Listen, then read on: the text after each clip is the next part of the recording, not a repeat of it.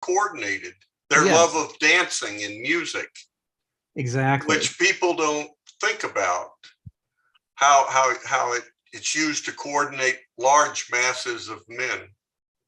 Cosmos versus chaos, right? This is a Right. critical ancient Greek idea that we don't talk about as much in the modern era.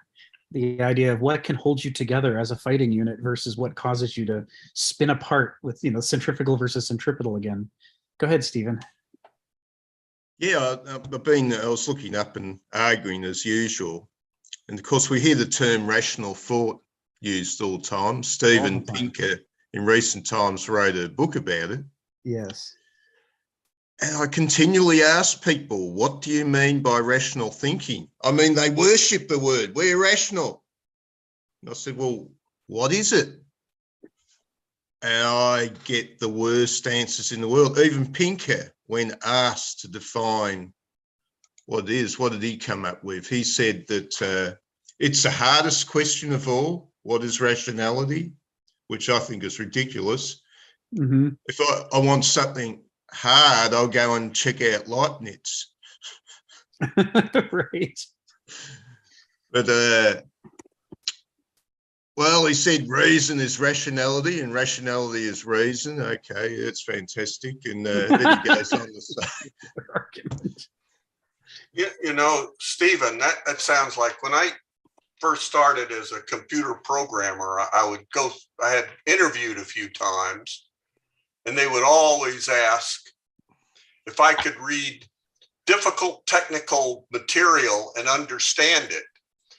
And I said, well, I'd had a course in Kant's Critique of Pure Reason. Do you think anything harder than that will come up? And of course, there's hardly anything that could come up that would be more difficult to read.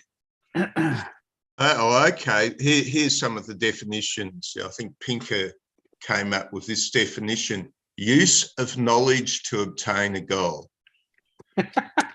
Oh. Yeah, another guy came up with, well, I was asking, and they said, well, it's rules of thought, which is really good, actually, pretty good. I thought, this is disastrous. Pinker is standing on the platform and saying, well, I've wrote a book about rationality. What is it? Don't know, actually. One person was saying rationality is something we're moving towards in a society on one of his videos, and these definitions are all that weak, that out of place. Because I would say there's two clauses with rationality. And the clause people know mostly about is that they've used rational thought to approach idealism. We have two clauses here. We have the world of physics and the world of ideas. Now we look around, there's a world of physics, natures, hard objects, we can measure that object's so big, because the word rationality means to measure, the word reason means to measure.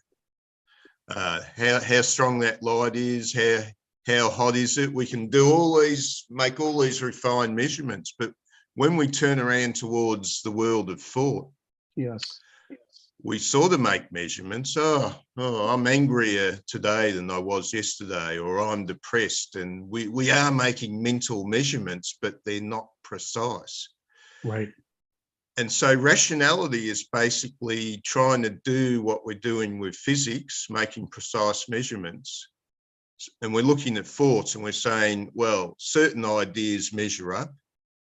They're irrational ideas, and other ideas, well, they're just plain silly. They're ideas, but they're just silly. They don't really mean anything. So we're measuring the realm of ideas, of idealism, and we tend to produce a long list eventually of what we regard as rational ideas, with another list of ideas we've thrown out.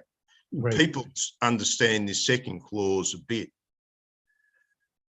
And I'm just surprised this sort of basic comprehension just doesn't seem to be there. I'd be curious to see what Kenneth Smith thinks about it. And I think the scary thing is everything here says, when the people say it's goal orientated, they're quite happy with thought if it's going to give them a good deal, if this thought's going to be useful, if it's going to be useful for society, is it going to give me a profit?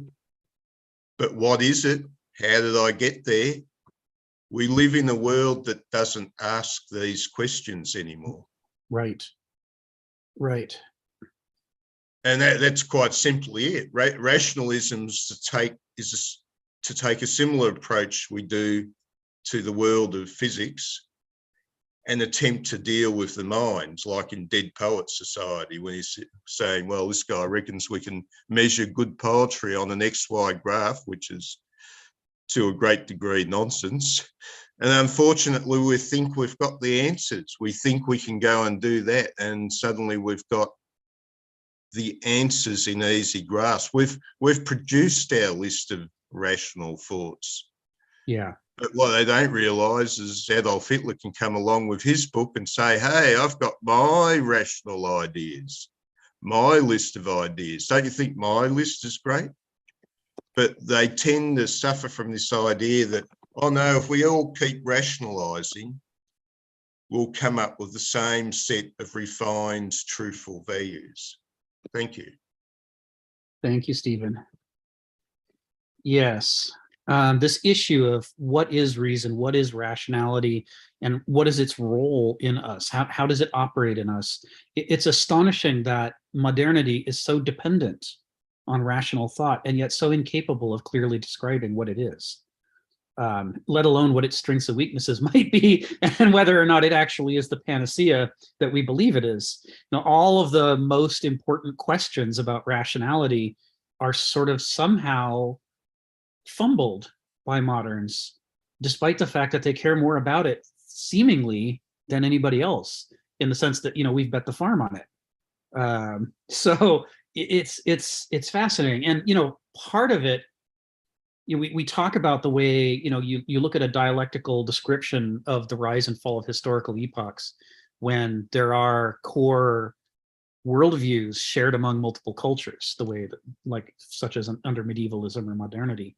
We've talked about the way that in the early stages of the epoch, it's all about the previous epoch and pushing off against it, and the negation, I'm not a medieval, the dark ages, the medieval era was the dark ages and we're the age of enlightenment. There's this whole agon that defines the first third of an epoch, when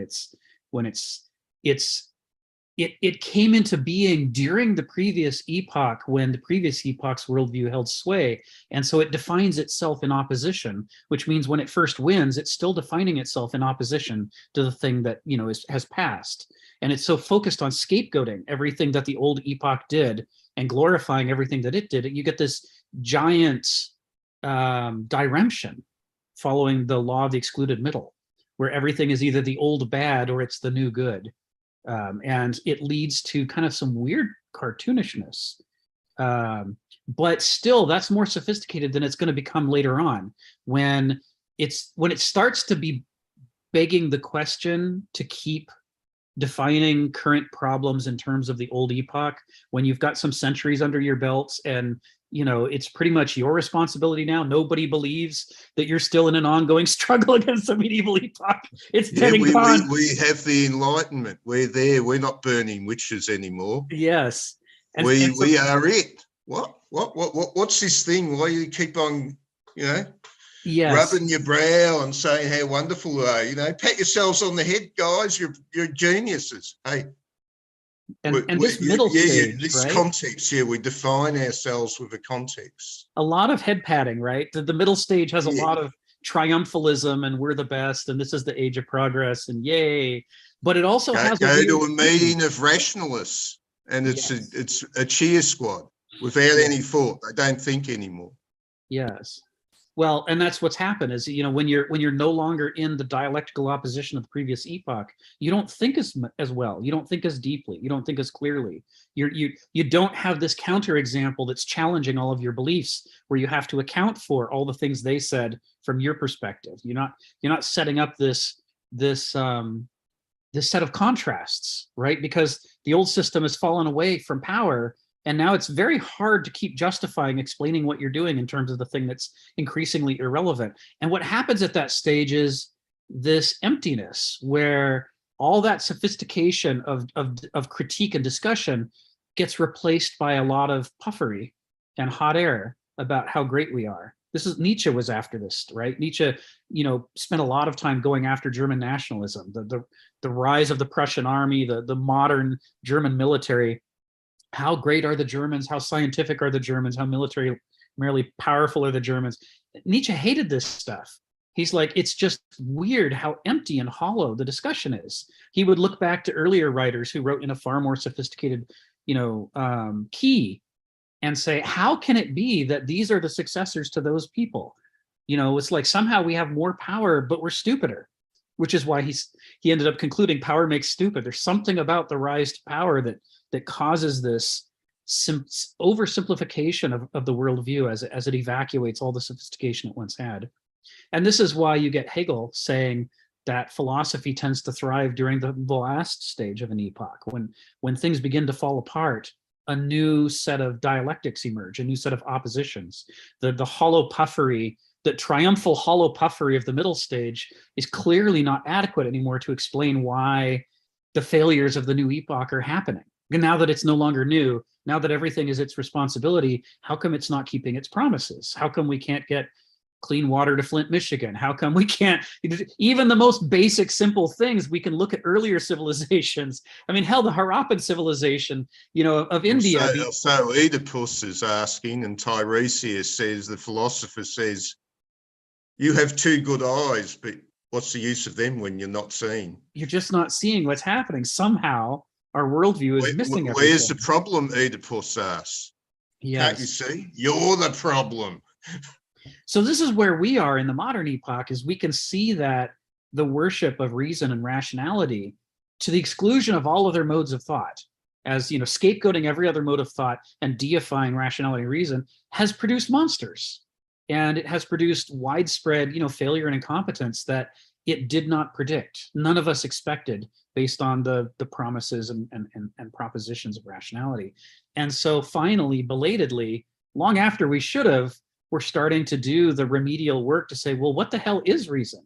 What the hell is rationality? Who's written about this before in a more sophisticated way than saying, I don't know, it's, thinking and stuff and knowing and being right, which is sort of what you still hear people, highly paid multimillionaire lecturers like Steven Pinker are standing up there going, reason, it's like when you use your brain and stuff and good things happen. You're like, no, what is wrong with, how can it be that?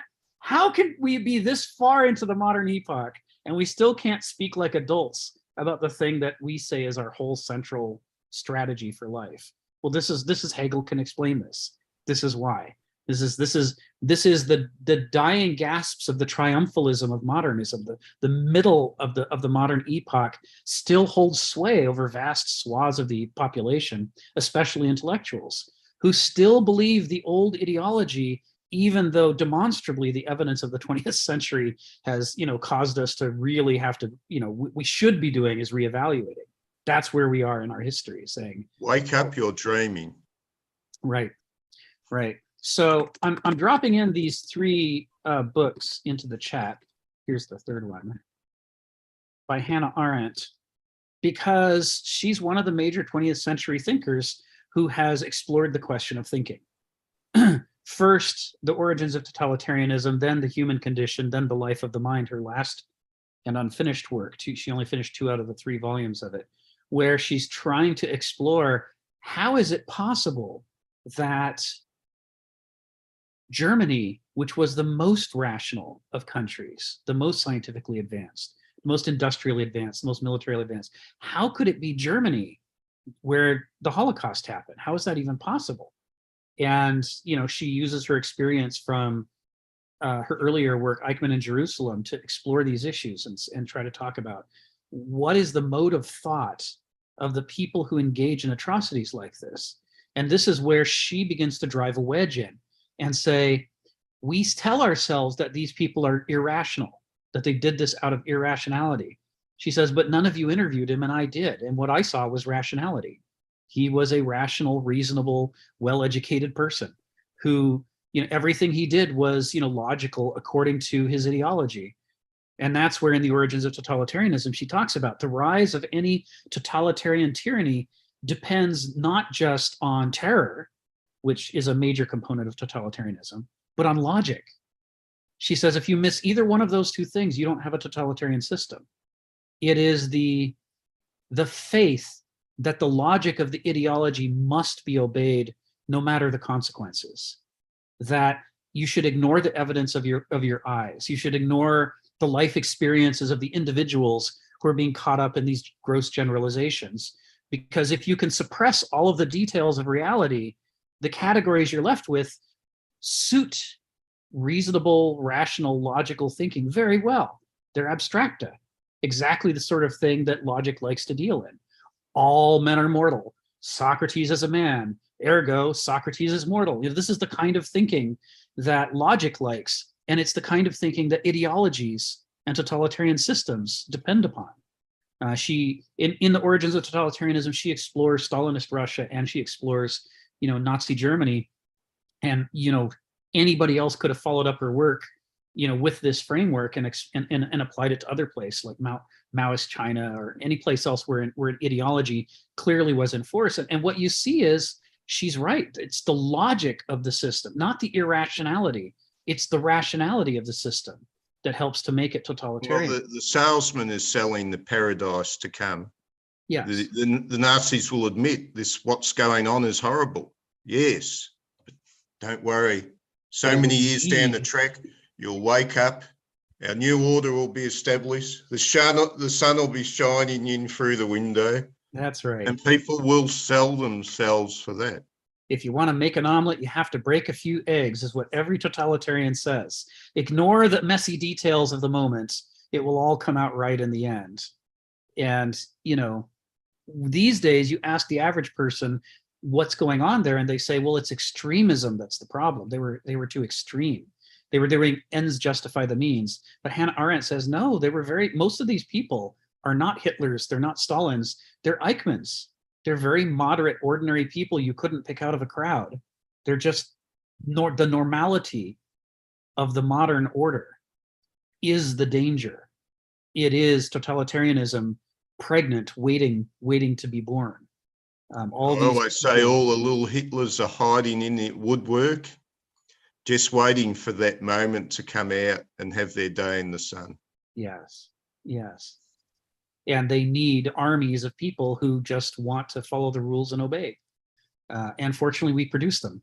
And this is what Hannah Arendt talks about. This is what Kenneth Smith talks about. This is where this entire framework that we're exploring in this book, Millennia and Microcosm, Kenneth said some years ago when I talked to him, and I'm sure Donald heard this as well in other lectures, he said, Hannah Arendt is necessary reading to understand the structure of the mind and understand these three character types that Hegel and the Greeks talk about. But she doesn't take it all the way. She describes everything you need to draw the conclusions and then stops right before the final conclusions. She can't bring herself to say modernity is seriously sick. She stops right before that. But her entire argument makes that the obvious conclusion. And so Kenneth Smith says a lot of his career is picking up Hannah Arendt, fully accepting it, and then taking it to its conclusions, drawing off of her sources as well, Hegel and Kierkegaard and Nietzsche and Marx. Of course, she had fallen for it herself at the very beginning when the other guy was saying, Nazi Germany, see you later. I'm tracking off. I'm going somewhere else. You should do the same. Hannah Arendt says to him, what are you talking about? This is the land of Beethoven and Kant. This is the land of culture. They'll never get that bad. Yeah. And of course, she even met, when she was put in prison, she even met a nice Nazi that tried to help her out. Yeah. And he did. She by sheer accident, she got out. And then she suddenly realized, feet, do your stuff. Now it's time to go. Yeah. But, it's probably that because she was philosophically minded and because she gauged wrong what was going to happen. And so she had to go through this disillusionment. And the disillusionment process is what prepared her to critique all of this stuff. But she never quite finished. I think if she'd lived another decade. gauge, measure. Yes. She measured wrong. She Yes. rationalized Yes. the wrong way. Yes. Right. And anybody who has gone through the process of learning about 20th century history, learning about the atrocities and horrors that we aren't taught about in school, you know, but you dig deeper and you find the evidence of these things, and you kind of you're faced with this horrible choice. Will I continue to believe my ideologies, which provide a very clean, understandable world that I feel like I could navigate and I feel like I have a place in, or am I going to accept the evidence that the world is actually quite different from what these ideologies say? In which case, all bets are off, and I don't know where I stand in life, and I don't know where I'm going if I'm going to survive.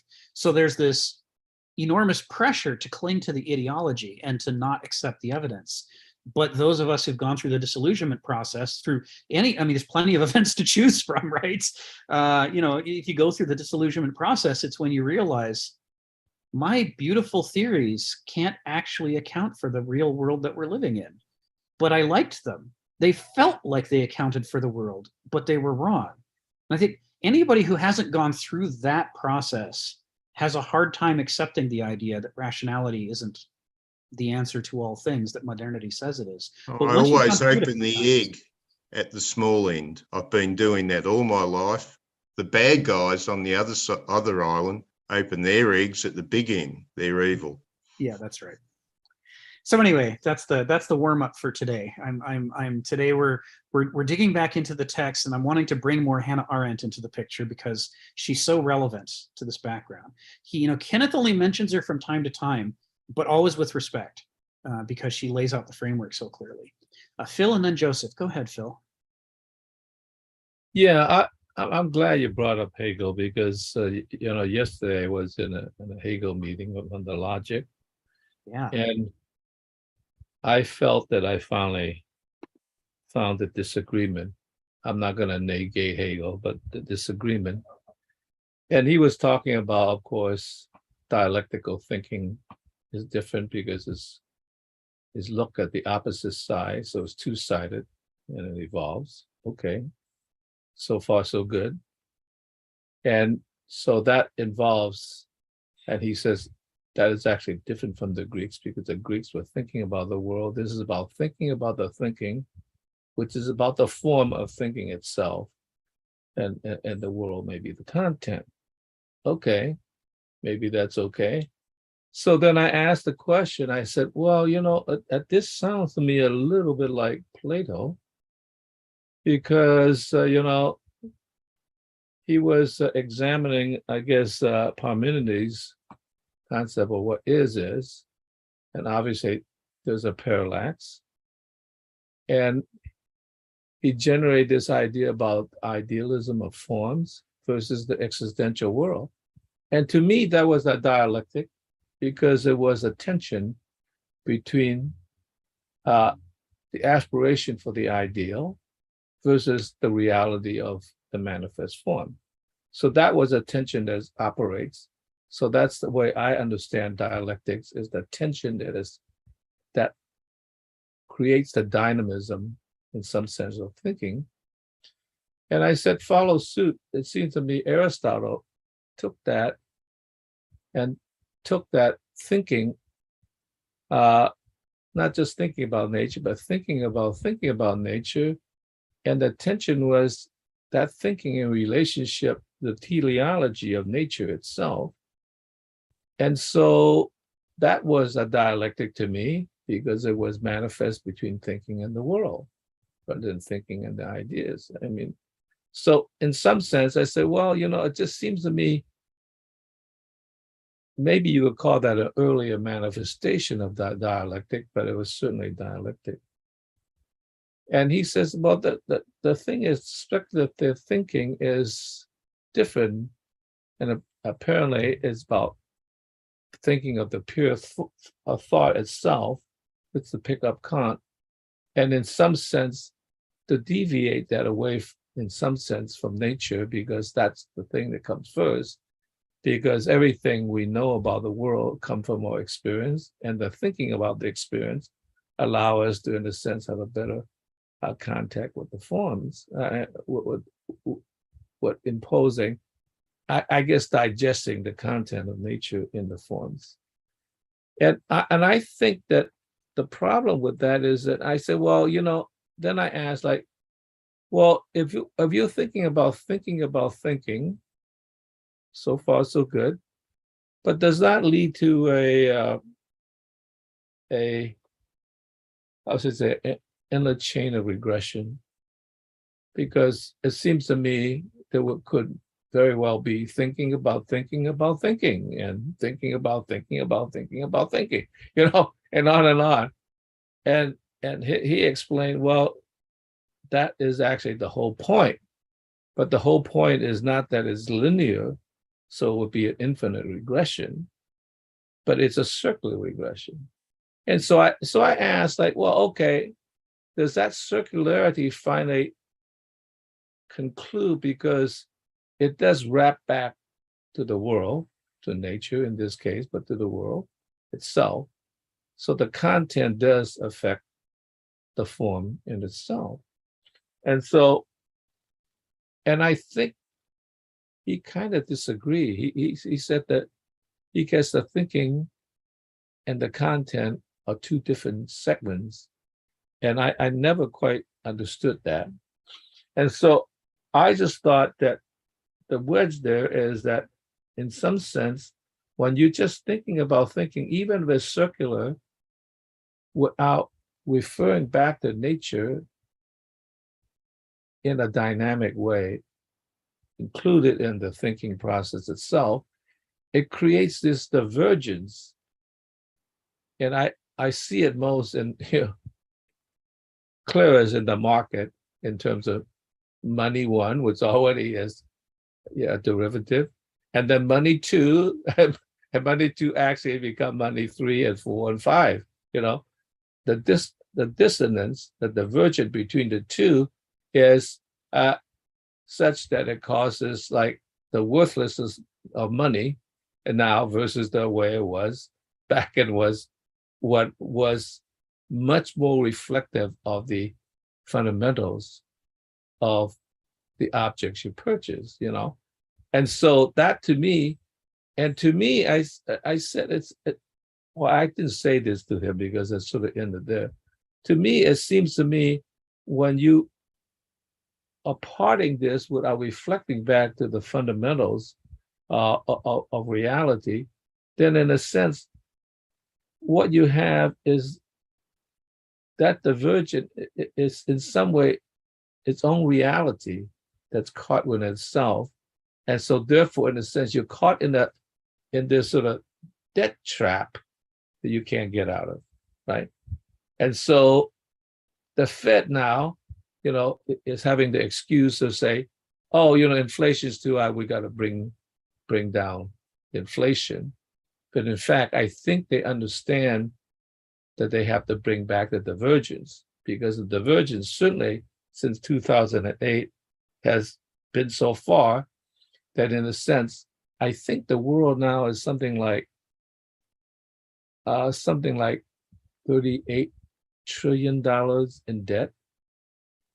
And the world economy is something like maybe $100 trillion, okay, in a year, which means that in order to bring it back to a convergence,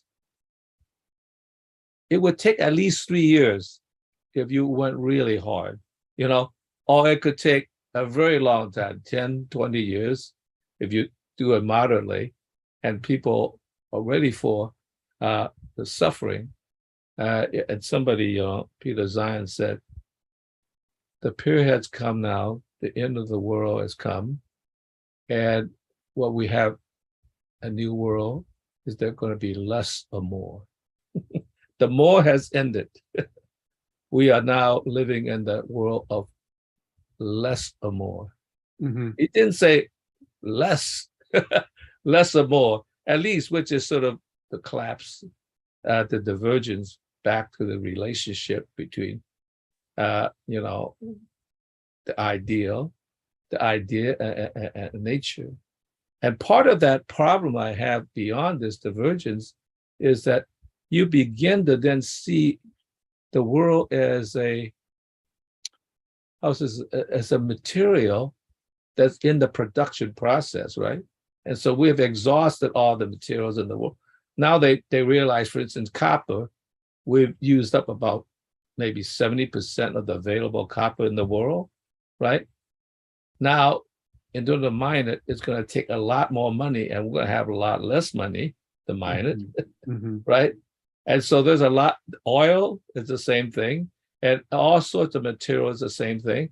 We have wiped out the species because they were just mere material in some sense, nature in sense.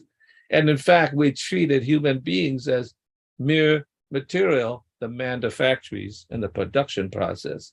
So all of that abuse is because we have ignored the content as part of the form. Right. And so I think this is where I kind of disagree. I didn't want to push it too hard because I do respect Hegel in many ways, but I think there are many things that, in some sense, that is missed because he simply did not see it, you know? And so that's interesting. So that's my thought, that first of all, he downgraded the ancients a bit too much because they were already doing dialectical thinking. Right. And in fact, I think you keep mentioning, you know, rational thinking, although you could say the new dialecticism of Hegel maybe permits the third to wedge in there, but in some sense with Aristotle, the third was there, that was always there, which is part of nature, that squeezed between the logic. And so that's my thought about it. I thought that relates to what we're just talking about, and it relates really back to the classical Greeks that we were talking about. Thank you, Phil. Yeah, you can see that, for example, in the end of paragraph 5, you know, that reference to a sick animal. We 2 weeks ago, we talked about the fact that comes out of Nietzsche. That's their Krankheitstheorie. And that, you know, what makes us sick is that there are things that we ought to be doing for our own survival that our own minds lure us away from doing. So, you know, while we have this imaginary debt based on imaginary money, you know, that we owe to institutions which are just imaginary conventions that we're going to get together and behave a certain way. At the same time, we have actual debt where we're drawing down fertile topsoil, we're polluting freshwater aquifers, we're doing a number of things that actually directly impact our survival, and they're creating a tangible debt, not an imaginary money debt, but a real debt of, you know, we're reducing our ability to survive by reducing the resources we depend upon. And yet it's the imaginary debt that drives all the laws and governments of, you know, every country on earth. They're obsessed with the imaginary debt and, you know, which countries are going to pay back which world banks and blah, blah, blah. And they barely, I mean, by comparison, they barely mention the real debts, you know, of, you know, we got to have access to fresh water. We simply can't survive as a civilization unless we have lots and lots of fresh water.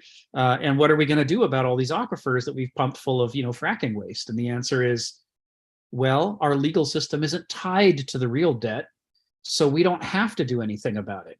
Our legal system is tied to the imaginary debt, so we have to do something about that. And thus, through just, it's like a sleight of hand by which our focus is shifted away from the very most important things for any species to survive into this realm of logical, rational, mathematical, ideal things that we obsess over, but that don't matter. But we can't stop focusing on them. This is a kind of, you know, sickness in us. You don't see cats, you know, I got kittens last Monday, which is why we had to cancel. You don't see either kittens or adult cats obsessing over imaginary mathematical debts. They're just not able to do it. When they're hungry, they go for the food, right? They don't like forget about their food and obsess over some imaginary thing that they've invented and have theories about. And we think, well, that's because we're smarter than they are. But this is the whole point of this existentialist tradition that Hannah Arendt and Kenneth Smith and Hegel and others are part of, which is that the thing that modernity says is our greatest gift, modernity refuses to admit is also our greatest curse.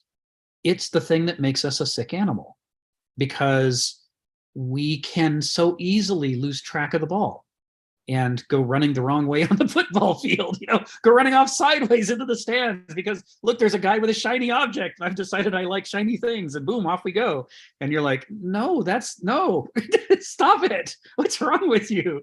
And the answer is nothing. Our answer is nothing. We're great. We're the pinnacle of creation. We're the history leads to us. We're as good as it gets. This is modernity's answer. We don't really want to talk about that there could be an actual problem. And if you say, well, what if there is a real problem with our species, or at least with our epoch of civilization? Moderns think that you're being a downer. Oh, you're just one of those naysayers. You're just trying to tear everything apart. You're not. If you would just cheerlead along with the rest of us, everything would be okay. But if you start criticizing, you must be a troublemaker and a boat rocker and a hand that feeds you biter and all those other things, and it will all come tumbling down, and it will be your fault for daring to talk about it. There is this denial and negation that's built into the defense mechanisms of these systems to allow us to stay obsessed with imaginary things and to ignore real things. The next paragraph 6, I'm not gonna get into this in detail because I'm gonna call on Joseph in a moment, but I wanted to bring it up because this reinforces paragraph 5. He's talking about this issue of illusion and delusion, and how readily we slip out of connection to reality and into connection with these ideological systems, these rational, logical, imaginary worldviews. It is that ability to shift back and forth between the mental faculties, what is actually in front of me versus what was I thinking about, that, and losing track of the time and forgetting to eat and things like that. That this is so easy for us and so natural for us that we don't even know when we're doing it. We literally could be in the middle of if you sit around a family dinner and you watch the way people focus at times, at instants or moments, they focus on the flavor, smell of the food, the appearance of their family members. They're at the table. There's you can see when they're connecting to the tangible reality, but when they start talking, suddenly somebody forgets to take a bite, and now he's talking about this promotion he got at work, or someone's talking about their new interest. I've taken up bicycling and I've done all this stuff, and like they're forgetting to take a drink, they're forgetting to eat. They've lost touch with the sensory experience of reality around them. That shift back and forth. This is where Hegel says, what is familiar for that very reason is not recognized for what it is. We get so smooth and good at modulating between modes that we forget that we're doing it at all. And we think, therefore, that we must always be in touch with reality because we didn't notice anymore the moment when we lost touch and went into our mind. And this is the trap for us. This is the thing that makes us powerful, able to theorize and plan, but also makes us a sick animal, able to lose touch with reality without even noticing we're doing it, which is astonishing. Stephen talks a lot about this, that when we talk about animals being intelligent, we're not very clear about what we mean. So we often attribute to animals these exact same kind of intelligence that people have. But the distinctive thing that people has isn't this ability to solve problems that Steven Pinker was talking about, like Stephen quoted. This distinctive ability that we have is this ability to lose touch with reality and mentally inhabit an imaginary world of logic and math and reason. That's the thing. Even a crow could be in the middle of solving problems, but they are deeply immersed in gnosis while they're doing it. The crow doesn't lose track of the thing that it's trying to fix. It doesn't like run off to a chalkboard and start writing up equations, right? It can't detach from reality the way that we do so easily and so naturally and so relentlessly. And that detachment is a blessing and a curse at the same time, in a very Greek, tragic, dialectical kind of way. Joseph, go ahead. You got your hand up. Yeah, I mean, it's interesting because I was looking at that last sentence as well, and that kind of stuck out for me.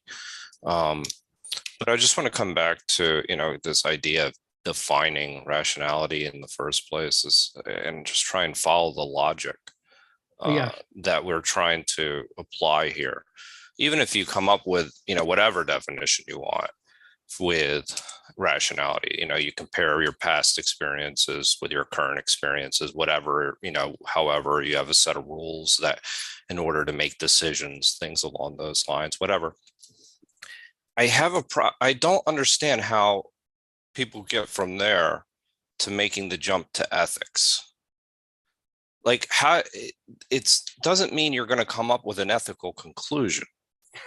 I mean, like that to me is irrational in and of itself. Is that, I defined what rationality is based on these, terms, but now I know this is ethical. Yes. And it's like, well, by nature, it's bounded. Yes. Your rationality. So, and that's where I really appreciate things like Herbert Simon. And I know a lot of people don't like economics, but I think bounded rationality actually is a very interesting concept. But it just boggles my mind how even define rationality however you would like. It doesn't necessarily get you to the point. And I think that Kierkegaard actually knew this really well. He said you need something to be able to transcend the ethical norms that you're thinking are rational. You need something. Now, for him, it was a Christian God, right? That's fine. But whatever it may be, you need something that allows you to transcend rationality. Because there's, unfortunately, I also have an opinion that, sometimes there's not a good answer to a problem. And so, you need to kind of understand that and understand the limitations that we have. So I really think that and it comes back to what we were even talking about too, is this one of, I think, the most important parts of the sentence that you were just talking about is the ego aspect of it. Because I think that creates a really big problem for us, and how our egos allow us to think we know what is right, the right thing to do. And it makes us, because part of being rational is, I'm suppressing my the emotional aspect of my, my being. I'm starting to look at things rationally. There's no emotion associated with it. So, but that part about it doesn't make sense to me either, because I think that there's a way of engaging with your emotions. Don't get me wrong. I think but to say that there's no emotional aspect of it is to remove kind of this instinctual nature that allows you to come to, I think, a better decision in many cases. It's a signal.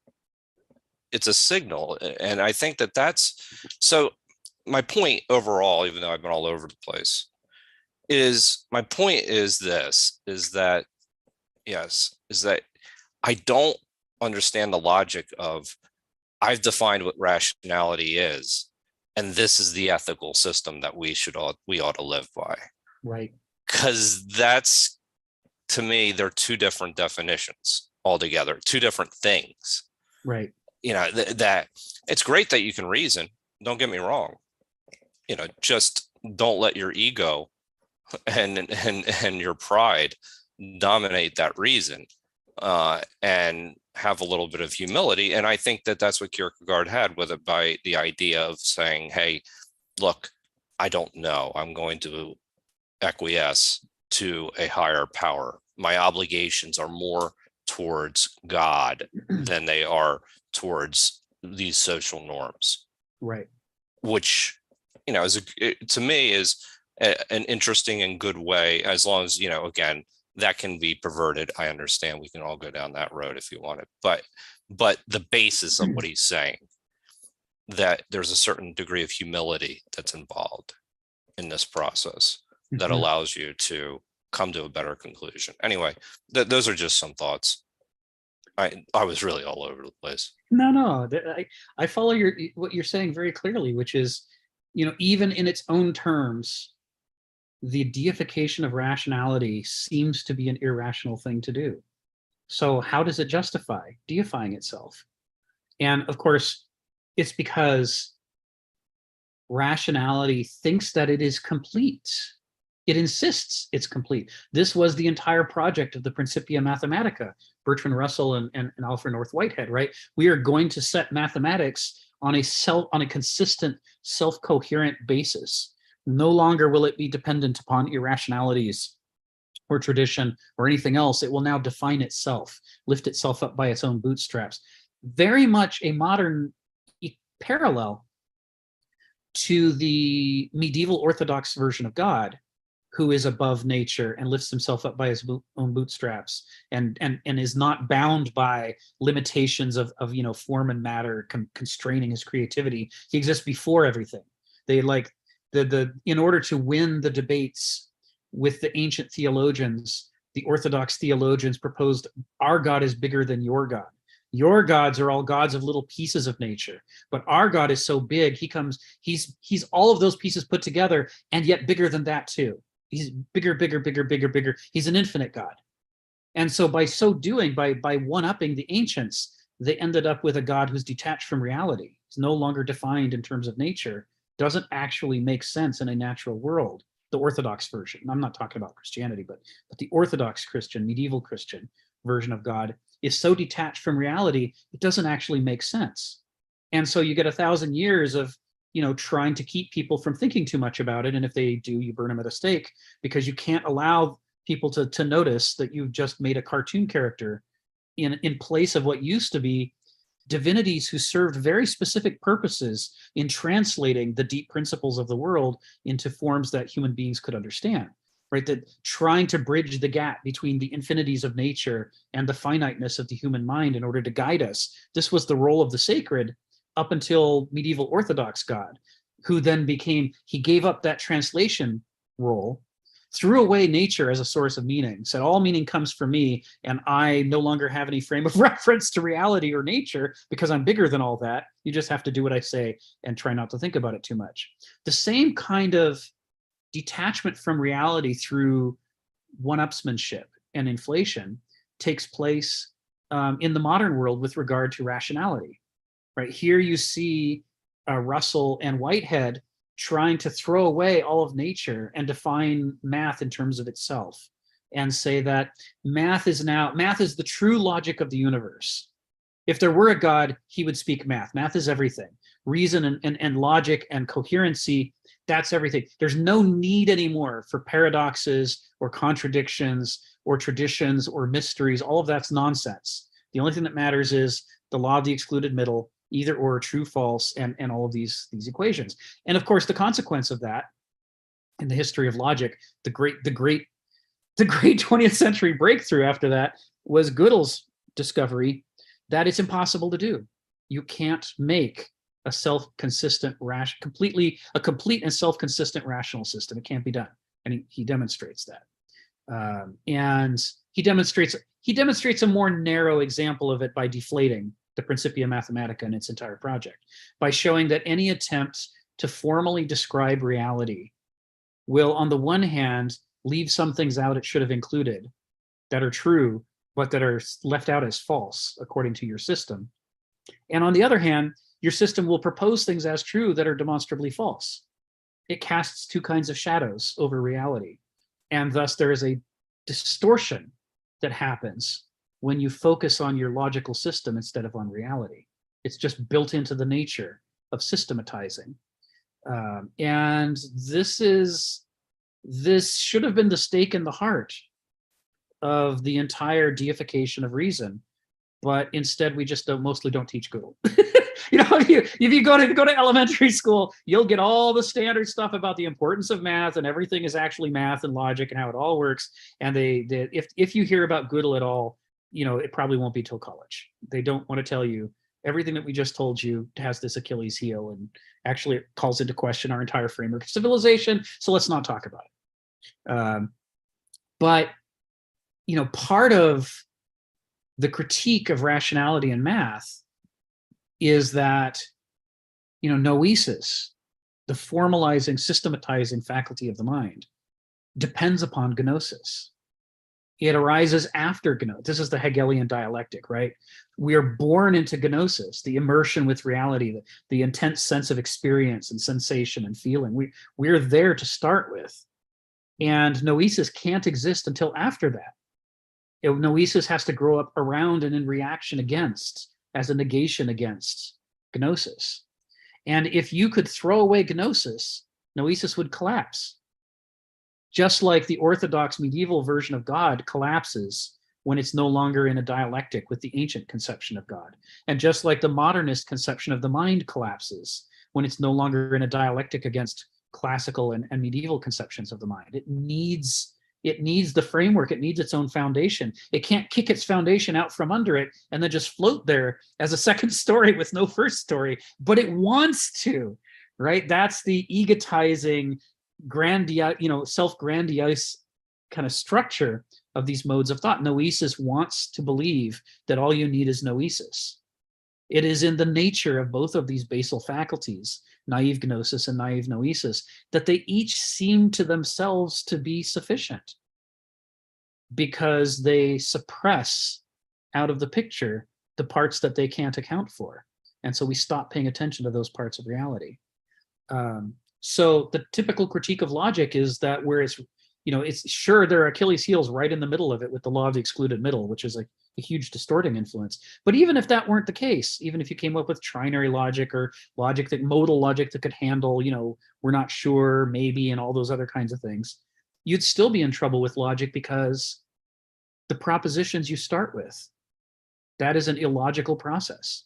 How did I choose these propositions to be the ones that would be the frame that I would build off of to deduce my logic? And the answer is, I selected them irrationally, right? I selected them because they felt right to me. My gnosis said, these things are important to me. I'm going to just make my Santa Claus Christmas list of things I care about. And now I will rigorously, logically noetically deduce a whole bunch of conclusions. And the whole time tell myself that everything about this is logical, completely ignoring the way I got started, which was completely illogical. So the framework of modernity is not just, it's not just an insistence on reason, but built into the insistence on reason is a deification of reason, an irrational prejudice against the medieval ways of making decisions that wanted to be liberated from the constraints of the Orthodox Church, liberated from the constraints of village life, the multi-thousand-year-old village life traditions of Europe. Wanted to throw those out. I wanted to get rid of everything that bound it to liberate reason to do whatever it wanted to do, to draw whatever conclusions. No risk of being burned at the stake, no more being called a heretic. All that stuff should go away and leave us free with our chalkboard and our chalk to start drawing equations and laying things out. And that desire, that need to escape the medieval trap was not logical or rational. And it marinated our conception of the mind and reason, that the mind yearns, needs to be free of all constraints, right? The critique of pure reason, says Kant. And what are we purifying ourselves of? Pure from what? Well, it's from medievalism, right? They're built into it. We can't barely talk about modernity without scapegoating all of these other things that modernity pushed off against. And so even our conception of the mind or of what logic is, it's not even coherent in its own terms because it has built into it this larger context of pushing away all the bad stuff, without which we wouldn't even have the modern epoch. To us, they're inseparable. And because they're inseparable, they become the water that we swim in as fishies, and therefore we're not aware of it, and therefore we can't see the irrationality built into our rationality. And if we could see it, we'd hate it. No irrationality, we hate irrationality. But again, that's the second story, wishing that it didn't have a first story holding it up. Just wants to float without any, I want pure thought, pure. Geneva, go ahead. Yeah, thanks. Really good stuff I'm hearing. And you guys all know a lot more about philosophy than I do, but something Joseph said, and I don't even remember what it was, but it triggered something, and something you said. And I'm wondering if part of the sick animal is the idea that we're so busy patting ourselves on the back that we're missing what came before us that worked. I mean, Hegel says, and I love this, that it's sort of like the onion, like you're peeling all the layers back to get to the middle. And all of that that came before us is, like you were saying, the first story, the second story, and we're up here on this story. But if we spend so much energy talking about what they did that wasn't right and how we're so much better, I'm wondering if that isn't part of that sickness. And I also wonder, and this is where Joseph said something, and I don't even remember what it was, but it's like I wonder about like what you wrote in the chat, like thinking, willing, and judging.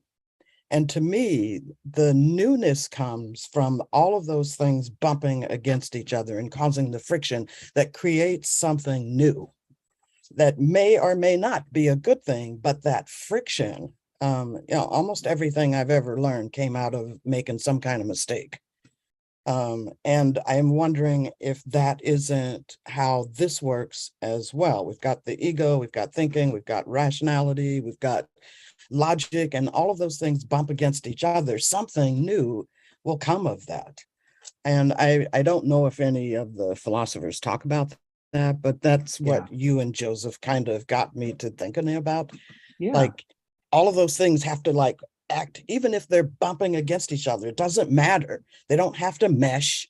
They don't have to merge. They can just bump against each other. And from that friction comes something else that we didn't know before. Right. So I don't know. Yeah. Yeah, that's what you're saying is very Hegelian, right?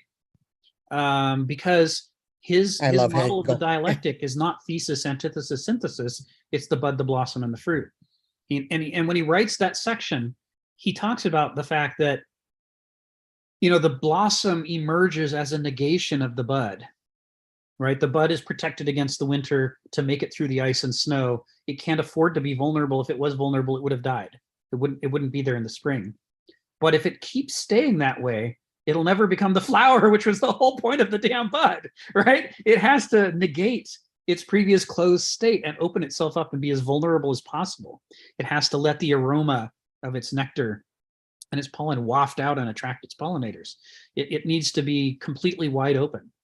There's an interesting thing I learned this year when I was working on changing our yard to be nicer for native pollinators like mason bees, which is that there are a lot of beautiful flowers that have pollen and nectar that can't be pollinated by pollinating insects because we have bred them to be so ruffled and full of petals that the insects can't actually get into them anymore. It's like these floribunda roses that just have petals upon petals upon petals. A lot of them can't be pollinated by native pollinators. You have to, you just buy more of them at the store. That's how you get them now. They have to be bred. The older roses that have fewer petals are able to open up and expose the pistils and stamens and everything else that the insects need to get at to pollinate them. But these new ones are so full that they repel what's necessary. And so in some sense, these floribunda roses are retaining too much of the bud in the form of the flower. They aren't able to fully open up. They're too packed. And so they never achieve that what Hegel calls the moment of being a blossom when you are wide open and you are now the antithesis of the bud.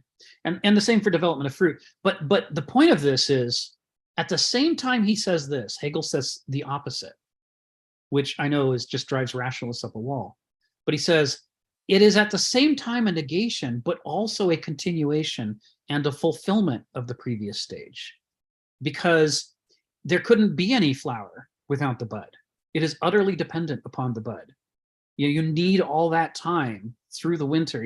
They've got to start developing in the fall, and they've got to be finished before the frost arrives in bud form. in order to carry through so that you can have the flowers in the spring. If the flower could scapegoat the bud and say, well, I hate buds. Buds are the source of all bad things. They're all closed. And we know openness is good, and only openness is good. And we must eliminate all closedness. If they could will themselves like a human being might to do away with all the buds, they would die. There'd be no more flowers, right? But they can't see the dependency, the way in which, a human version of a flower couldn't see the dependency that it has upon the bud. It would be too busy scapegoating and patting itself on it. This is a modernist, version of a flower. And so it is too, what you're talking about is one of the tragedies of human history, that during the stage of revolution from one epoch to another, we don't just throw out the bad things, we throw out the good things too. The problem of human corruption, the need for higher standards than mere reason and mere discussion and mere opinion, is something that, the medieval epoch understood, that there needs to be something above reason, that can act as a leash upon it. Diogenes, the cynic, Diogenes said, for the proper conduct of life requires right reason or a leash. And the Greeks believed that we don't have right reason. There's something wrong with us, right? The sick animal thing that Nietzsche talks about, he's a Hellenophile, right? He's basically channeling the Greek worldview, that there's something not quite right about Homo sapiens, and we need a leash. We need things above man as sources of authority that can frame us and keep us from herring off into, genocides and industrialized slavery and world wars and all this other stupid stuff we do. We need something to keep our reason leashed. And every epoch before the modern understood that. We're the first epoch that thought, no, reason's great. We'll just do reason this, reason that. Nothing bad could possibly happen. And millions of people from previous epochs rolling over in their graves going, no, you fools, this is not going to work. But when we chucked everything else about the medieval, when we overthrew God as the source of authority, we overthrew the last remaining major source of authority above human reason. And that thereby, by process of elimination, left us claiming to have the capacity through reason alone to solve all of our problems. It was just like you say, there's something lost while there was something gained. And the same was true for the medievals, the medieval Orthodox religion, in overthrowing the classical religion and its frustration over the corruption of Rome, also threw out a lot of important stuff about the role of nature as a constraint upon human reason and as a constraint upon our conception of the sacred. That our conception of the sacred needs to be tied to reality, because if it's not tied to reality, then the sacred is not available to serve as the translator between the infinities of the cosmos and the finitude of mortal life. Without that bridge, right, we can't use nature as our frame or tether, because we won't understand it. The multiple infinities of nature are baffling to the finite human mind. We just can't resist caricaturing it and turning it into whatever we want it to be instead of what it actually is. And for the Greeks and a lot of the other ancients, this was the role of the divinities and of the sacred, is to translate these infinities into aspects that we could understand one at a time and go, have a pedagogy we could follow to learn about the different ways in which we're constrained and need to limit ourselves. But when nature was overthrown by the medieval revolution and the gods were allowed to swell into one great infinite God, it left us without a bridge to nature, and it left us without nature as a frame of reference at the same time. So thus that set up the great failure of the modern revolution. You can find references in the Declaration of Independence and elsewhere, in some of the great founding documents of modernity, you can find references to God and to nature and their importance. But they were already withering on the vine from a modernist perspective. We already didn't see nature the way the ancients had. And we couldn't, because there'd been 1,000 years of medieval transformation of our conception of the world in between us and the ancients. So yeah, there's a baby and bathwater problem here, in which what you want to believe, the modernist conception of history is a great march of progress from worse to better, from primitive to advanced, right? This is Star Trek, right? The whole vision of history that we have is an upward line out of the muck and mire to the stars. But instead, what happens is each time we do one of these revolutions, we throw out half of the wisdom of the previous epoch while we're throwing out the trash, as it were. And thus we set ourselves back another 1,000 years each time we move forward. It is insane. We need a better way to conduct our history so that we don't have this intergenerational problem of always slipping backwards when we're striving our hardest to move forwards. So, in other words, yeah, Geneva, I'm all over what you said. I think it's beautiful. That goes right to the heart of the dialectic of history that Hegel writes about, and it's part of the tragedy of the human condition for us that we miss these complexities. It's easier to believe that the old epoch is either all good or all bad. And if we think it's all good, then we're a reactionary who clings to the past. And if we think it's all good, and if we think it's all bad, then we're a progressive who pushes away the past to move into the future. And either way, we're either clinging to old mistakes or we're throwing out old wisdom. It's like, where is this third path where we could discriminate between what worked and what didn't work and carry with us the cultural riches of the past into the future while leaving behind, the cultural poisons? But somehow the law of the excluded middle has us wanting to pick the past as being either all good or all bad, and thus we set up our politics and our relationship to our own history in one of two caricatured forms. This is what Hegel talks about when he says there are these two basal faculties of the mind, the Begriff and Verstand, and they both have a tendency to warp reality in their own distinctive way. And the only way to achieve a mature adult Homo sapiens level of thinking is a third path. And yet it's a third path that in modernity is hardly anyone ever does. It's denied to us. The temptation to pick one of the two easy answers is too strong for us. Culturally, we're pushed that way. If we want whatever comes after modernity to not just be another repetition of chucking everything good and bad of modernity and trying to move on to a brand new thing that therefore is 1,000 years set backwards again by losing everything that we got right, we're going to have to do it differently than we ever did one of these transitions before within recorded history. We have to follow that third path. Phil and then Donald. Actually, I'm going to do it in the other order because Donald hasn't spoken yet today. So I'm going to do Donald and then Phil. So don't forget what you were going to say, Phil.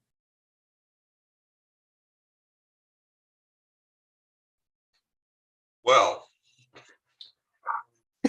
I'm not sure I was ready to say anything. I just raised my hand as precaution in case Phil provoked me. No. I thought Joseph asked some very important questions. Basically, where do we begin is the way I sort of heard him asking over and over. Where do we begin? And that reason seems not to contain a beginning. It doesn't provide its own initial set of propositions from which it will preserve their truth value. These initial propositions, I would tend to say they were maybe extra logical or extra rational or something in the sense of outside of, rather than illogical or irrational.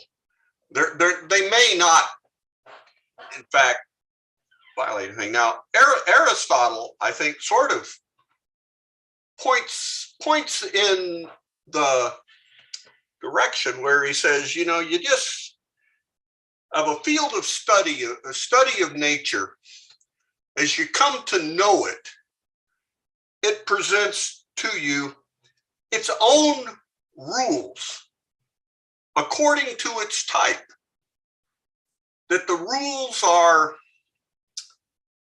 there to be discovered, and then you can use these to reason about that part of nature. more recently, and I don't remember the book, but you citing frequently Stephen Jay Gould, you know, one of the great robber barons of the night. No, that was just Jay Gould.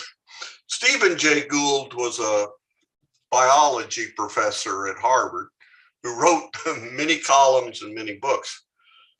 But he says something very similar about the modern sciences, that that each science needs to develop its own modes of valid reasoning.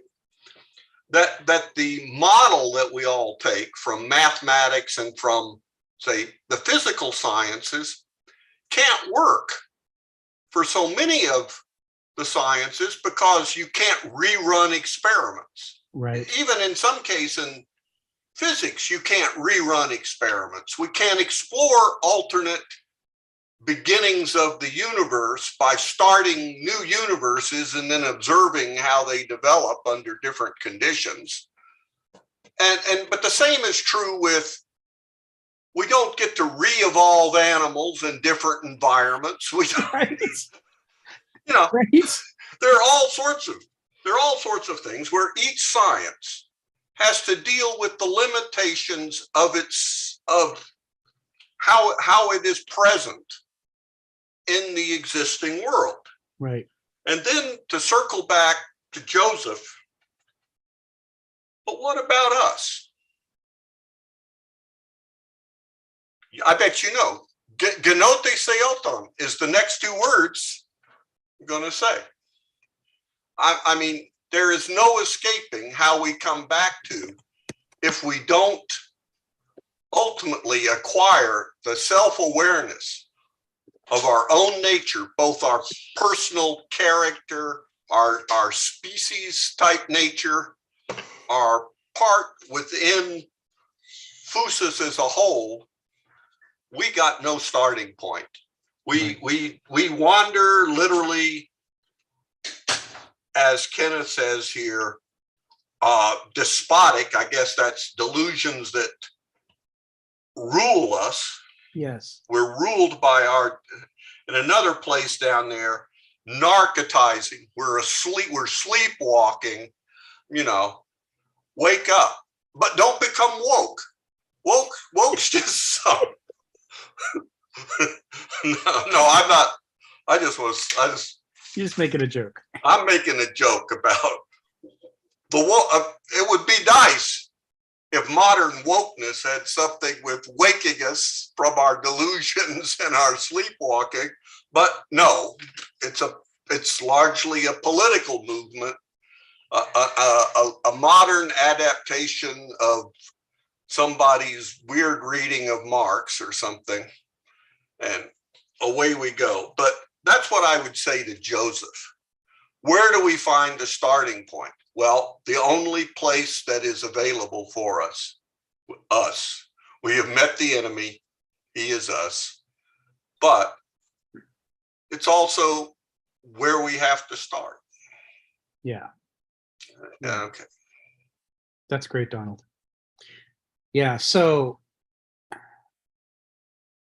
this is so, you know, this topic of delusion, which is a major topic of paragraph 6, illusion, disillusion, delusion, and you know, when you see it in paragraph 6, you go back and read paragraph 5, you can see how it's also the major theme of paragraph 5. He's shifting the focus, right? He's bringing us around to this issue, and the issue is that issue that Donald's talking about, and that Heraclitus talked about, of sleepwalking.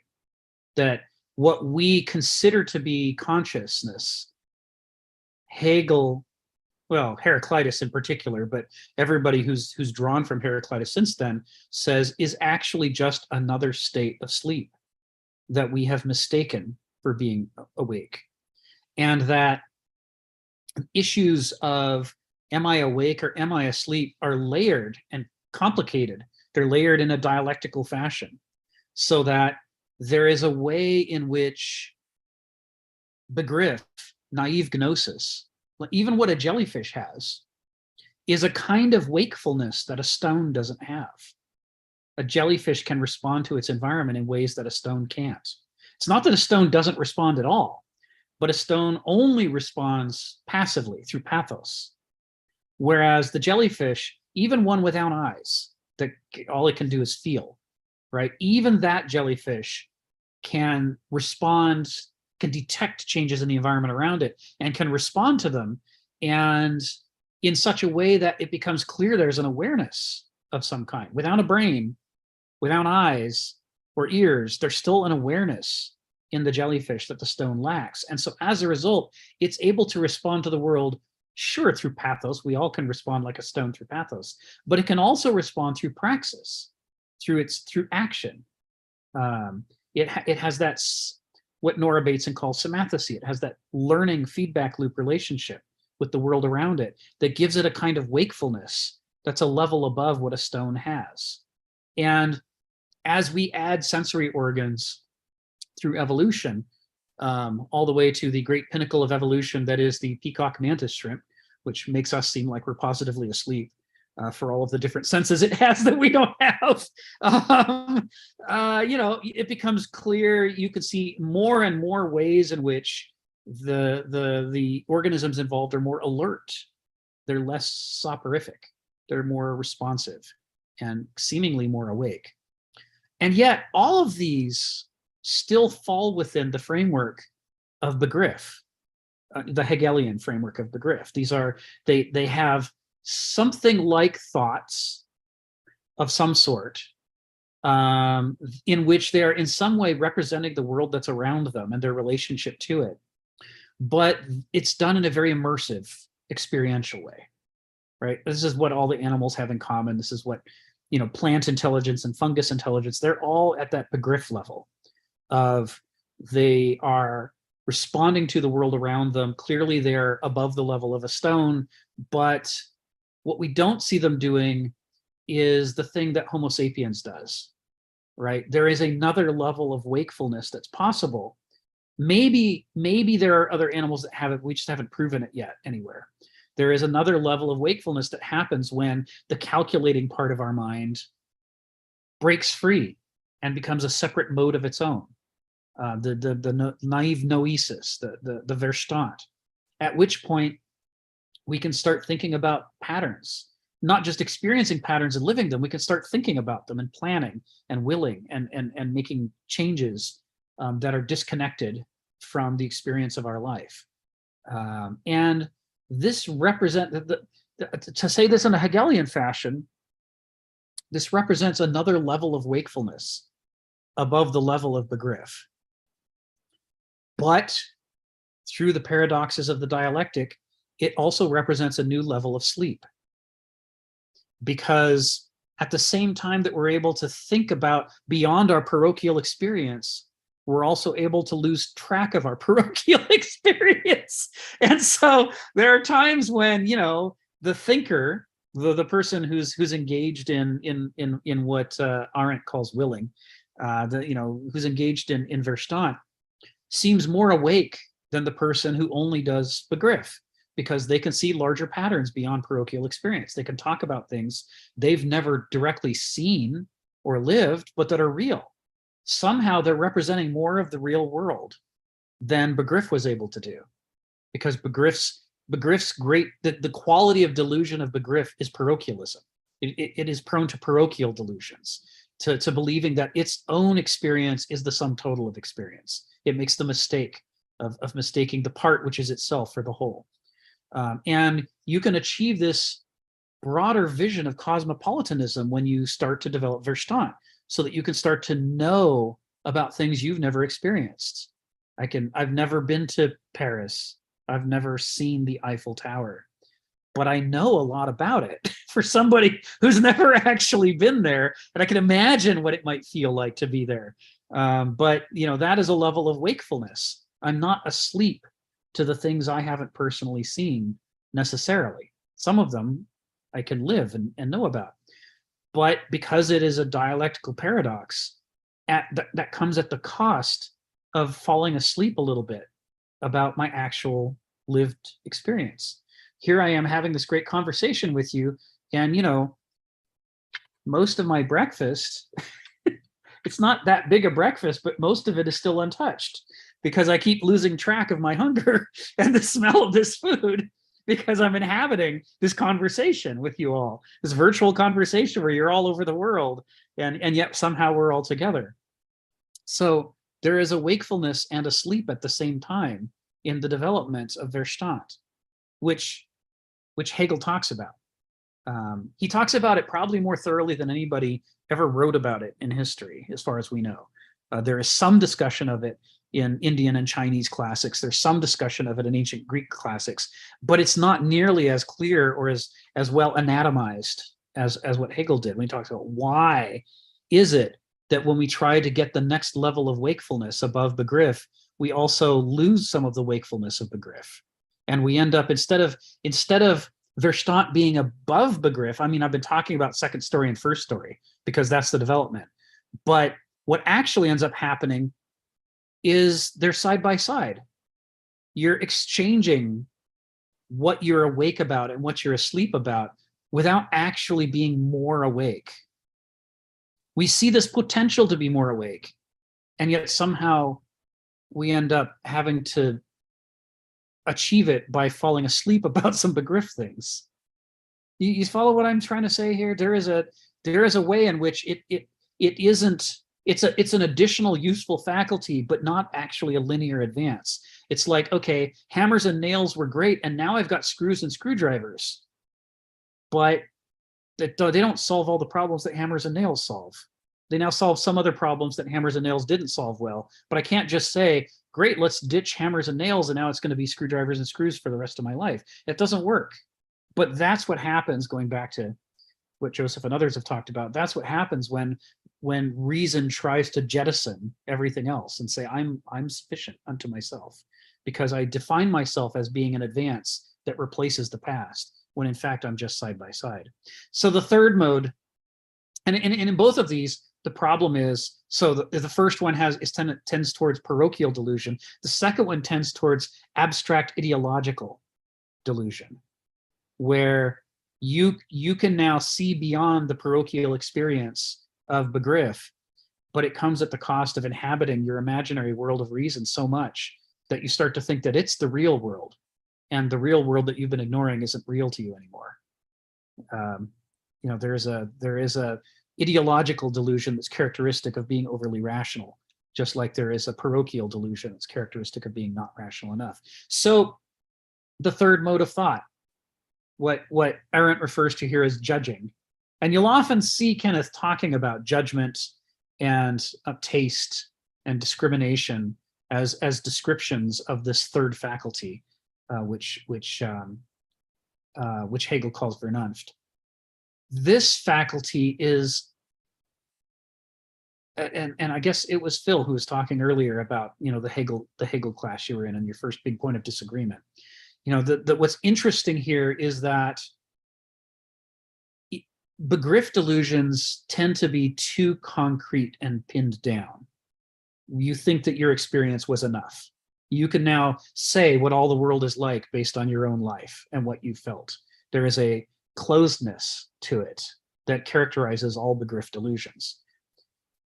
Verstand delusions, we mentioned, I think a couple of weeks ago, have this Hall of Mirrors effect, where you're inside of logics and systems of logics, but there's multiple different possible systems of logics, and they all point to and refer to each other, and they're all following rules, and the rules have rules of rules, and thinking about thinking.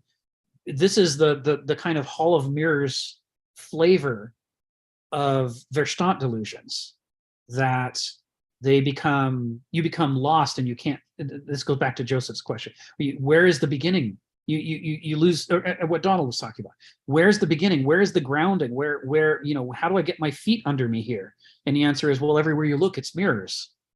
It's like, instead of just being linear, there's mirrors above and below you too, and at various angles. So it's like somehow you're in an inside-out disco ball in which it's mirrors everywhere you look. And as a result, you can put together any system of logic you like, and you can draw any conclusions you like, and they may have nothing whatsoever to do with reality, while being 100% valid in their own terms.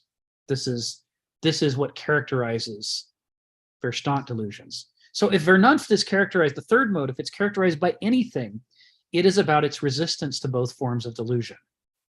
The only way you get the fruit out of the bud and the blossom is if you negate both sets of problems while pulling forward both sets of strengths, so that you're able to wield these two things without ever mistaking either one of them for reality. You repin yourself to the world outside of your head, the actual nature itself, and you say, that's my authority, and I'm going to leash both my Begriff and my Verstand to that.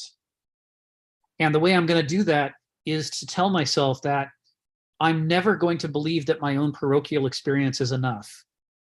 And I'm never going to believe that my own ideologies and logics are enough. Both faculties must be subservient to whatever is actually true in nature. And in this way, you cancel out the Hall of Mirrors effect. And in this way, you cancel out the closedness of parochial Baroque experience. Begriff experience. This is how you undo both of the fatal, tragic flaws of these two modes of thought. The one that lends itself to unbounded infinities gets bounded by nature. And the one that overbinds itself to its own experience gets opened up and dilated to have to take in all of nature, including the parts that you didn't personally experience. So both tragic flaws are dealt with at the same time. It's just not easy. It's not comfortable the way the other two are, which is, again, why it doesn't lend itself to delusion. It lends itself to agon and struggle. So I don't know if this helps. I tried to weave together what everybody's talked about in terms of this three-part framework. Part of what I'm looking forward to learning, I'm about to start reading The Life of the Mind. I got one paragraph into it before today's session started.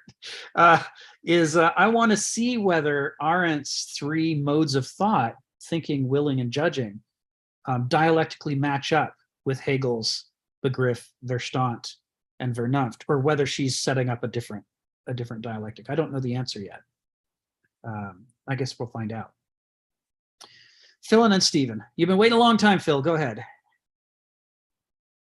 Yeah, just a comment in passing before I get to what Joseph said, about the stone being passive aggressive. I think if Sisyphus understood the passive aggressiveness of the stone, he might not have started rolling it up the hill. Just a passing comment,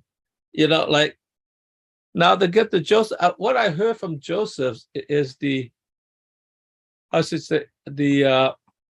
paradox of reason versus essentially morality, right?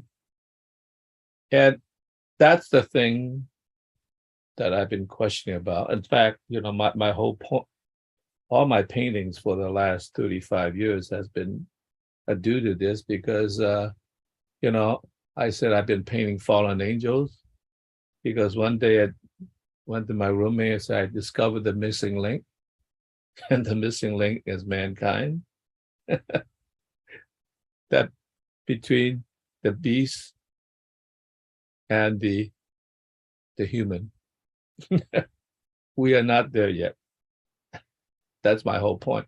Now, Hegel, strangely enough, had kind of a partial answer. He was just skirting this because his thing was about logic at this moment, but he did rear into morality to a certain degree.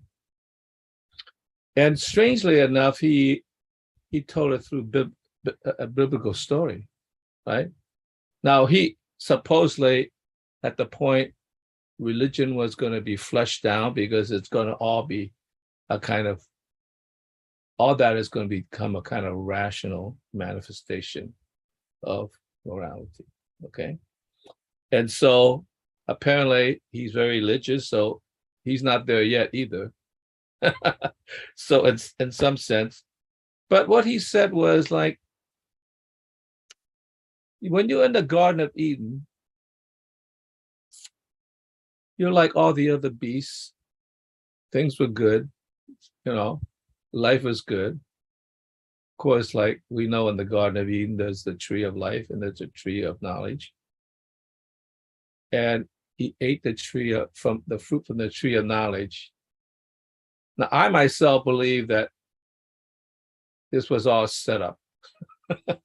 God was behind this. So, but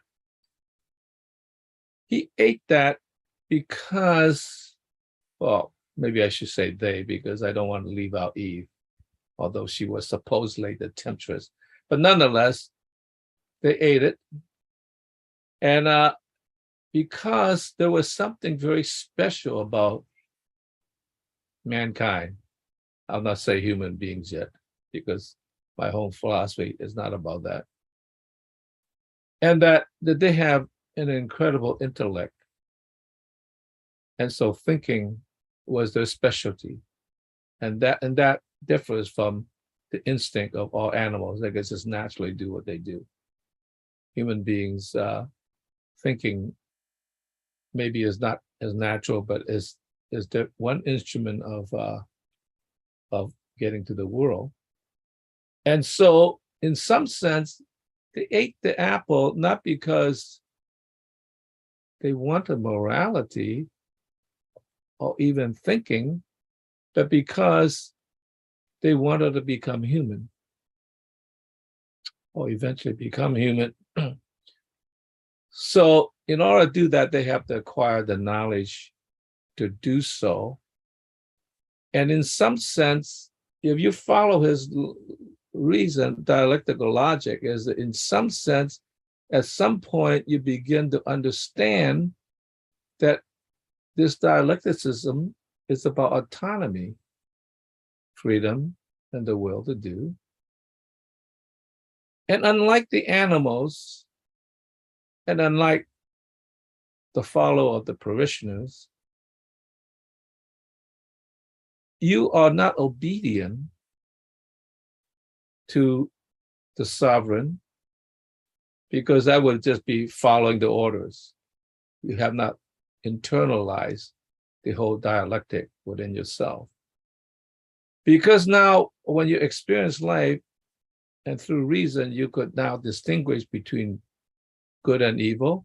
Doesn't mean you could transcend it.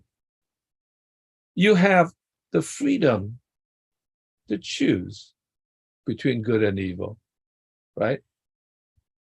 And the freedom to choose means that you are, in some sense, truly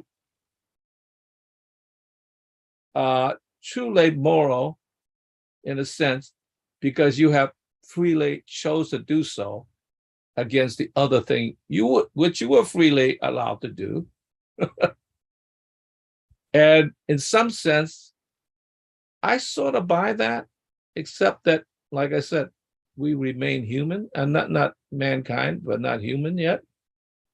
So most of us have not gotten there. Maybe none of us, but at least most of us haven't gotten there. And that's why we're still in a state of fallenness.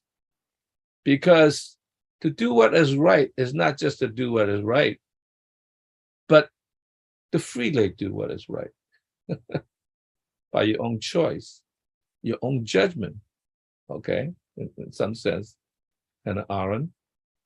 And so I think that's an important part. And to me, that story tells me it's really the story of the prodigal son, right? The prodigal son left home to venture the world, to become more cosmopolitan, to become world-wise, you want to put it that way. And he came home, and of course, the other son, who was the obedient son, was a little bit pissed off. Like, wait a minute, I was here taking care of you. Like, how come he's treated special? I mean, he left, to do his thing. But the father realized that he has acquired a kind of wisdom that his stay-at-home son never did. So therefore, he freely came home. In some sense, he didn't stay home. He freely came home. And now with the worldwide wisdom, he could make better judgments and choosing what to do versus like, I do what I always did. Right. That's good enough. It seemed to work. I mean, that sort of thing. And I think I kind of buy that only in the sense that we are still caught at most in the middle stage. Now, the problem is that when you have a government, most people, part of mankind, and not human. How do you let a successful society survive without getting into conflict and civil wars?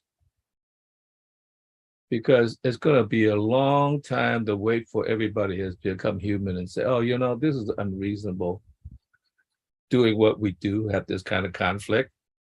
So you have to kind of hypnotize them and put them in a mirage so that they will do the right thing, even though they don't know they're doing the right thing. They just done it because you ordered them to be the followers. So that becomes a problem, right? Yeah. I want to read this a little thing. It's Teddy Roosevelt. He did this as a public speech called The Man in the Arena. It was part of his his speech that he was going to give when he was awarded, and I think 1903 or 1906, the Nobel Prize, but he didn't make it. And he gave this at the Sorbonne, and this is a short snippet of at the longer passage called, let's say, what is it called? Citizenship in a Republic. Okay. So this is a short excerpt, The Man in the Arena. It is not the critic who counts, not the man who points out how the strong man stumbles, or what he does, what the doer of deeds could have done it better. The credit belongs to the man who is actually in the arena, whose face is marred with dust and sweat and blood, who strives valiantly, who errs, who comes short again and again, because there is no effort without error and shortcoming, but who does actually strive to do the deed, whose great enthusiasm, the great devotion, who spends himself in a worthy cause, who at best knows in the end triumph of high achievement, and who at worst, if he fails, at least fails while daring greatly, so that his place shall never be those cold and timid souls who never knew victory nor defeat. So action, this is a call for action, not just only a call for thinking. Mm-hmm. I hold myself somewhat guilty of not taking enough action myself, except in my own life. But this is what is needed in the Republic, particularly when there are many, many people who are just followers. And so the doer, because that's the manifestation of the ideal to manifest world in the Republic. This is the responsibility of the Republic. So I did not know this before, but I've always thought when I gave a lecture on Jackson Pollock, that always compare him with the Geist, the spirit of Teddy Roosevelt, because he manifested his painting not in the representation, but the action within the painting, action within the arena of art. So I just want to stop there and address the idea of morality, that Hegel actually talked about that. I'm sure he'll get further into it, but this was about logic. But as a sigh, he did say the hand that wounds. This is from Parsifal. The hand that wounds is also the hand that heals. I think that's wisdom once you get to that, knowing that, oh, okay, I did that in the past, but now I have the knowledge now to heal. So thank you. That's the end of that. The hand that wounds is also the hand that heals. That's good. Thank you.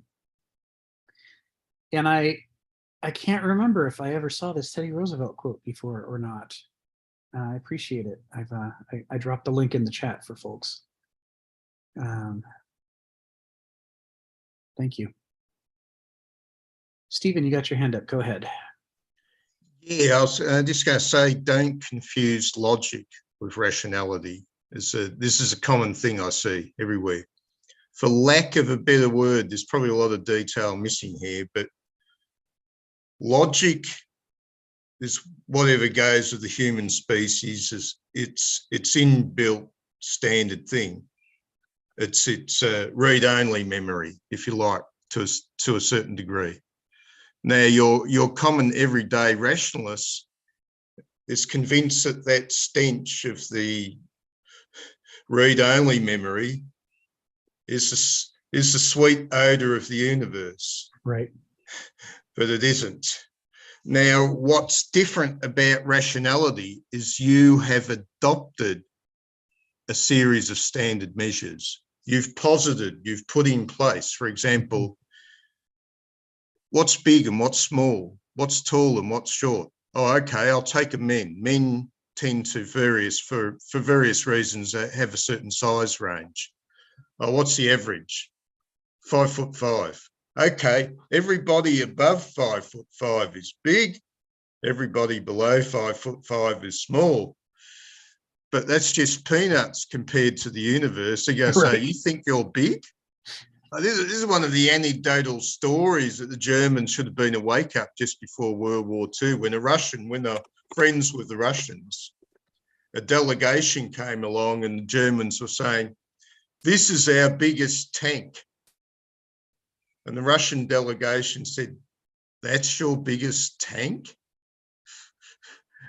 And the Germans didn't run into the big Russian tanks until they started the war, and then they were in for a shock. But that's how rationality works. Rationality adopts a standard measure. What's the standard foot? Well, the king puts out his foot and says, my foot is the standard foot. Well, okay, we'll mark that off as 12 inches. And this is what all your rationales are. They start off to a degree with a measure which is arbitrary.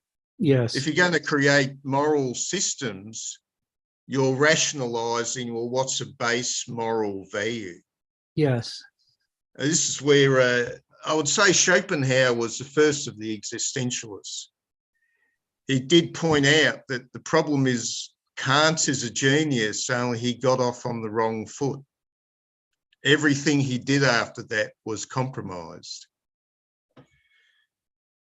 Now, it's beyond me, but people aren't aware of this. They talk about rational values without realising they've adopted a standard ruler and they've measured everything on from that and said, that's good because it fits with my standard ruler. Yes. But they've forgotten the standard ruler was something of an arbitrary posit. Yes. And yeah, it's this fandom keeps on going on. That, oh, rationality will save us. We have our rational theoreticians. They're all going to save us. I'll work out what are the good set of ideas and what are the bad set of ideas.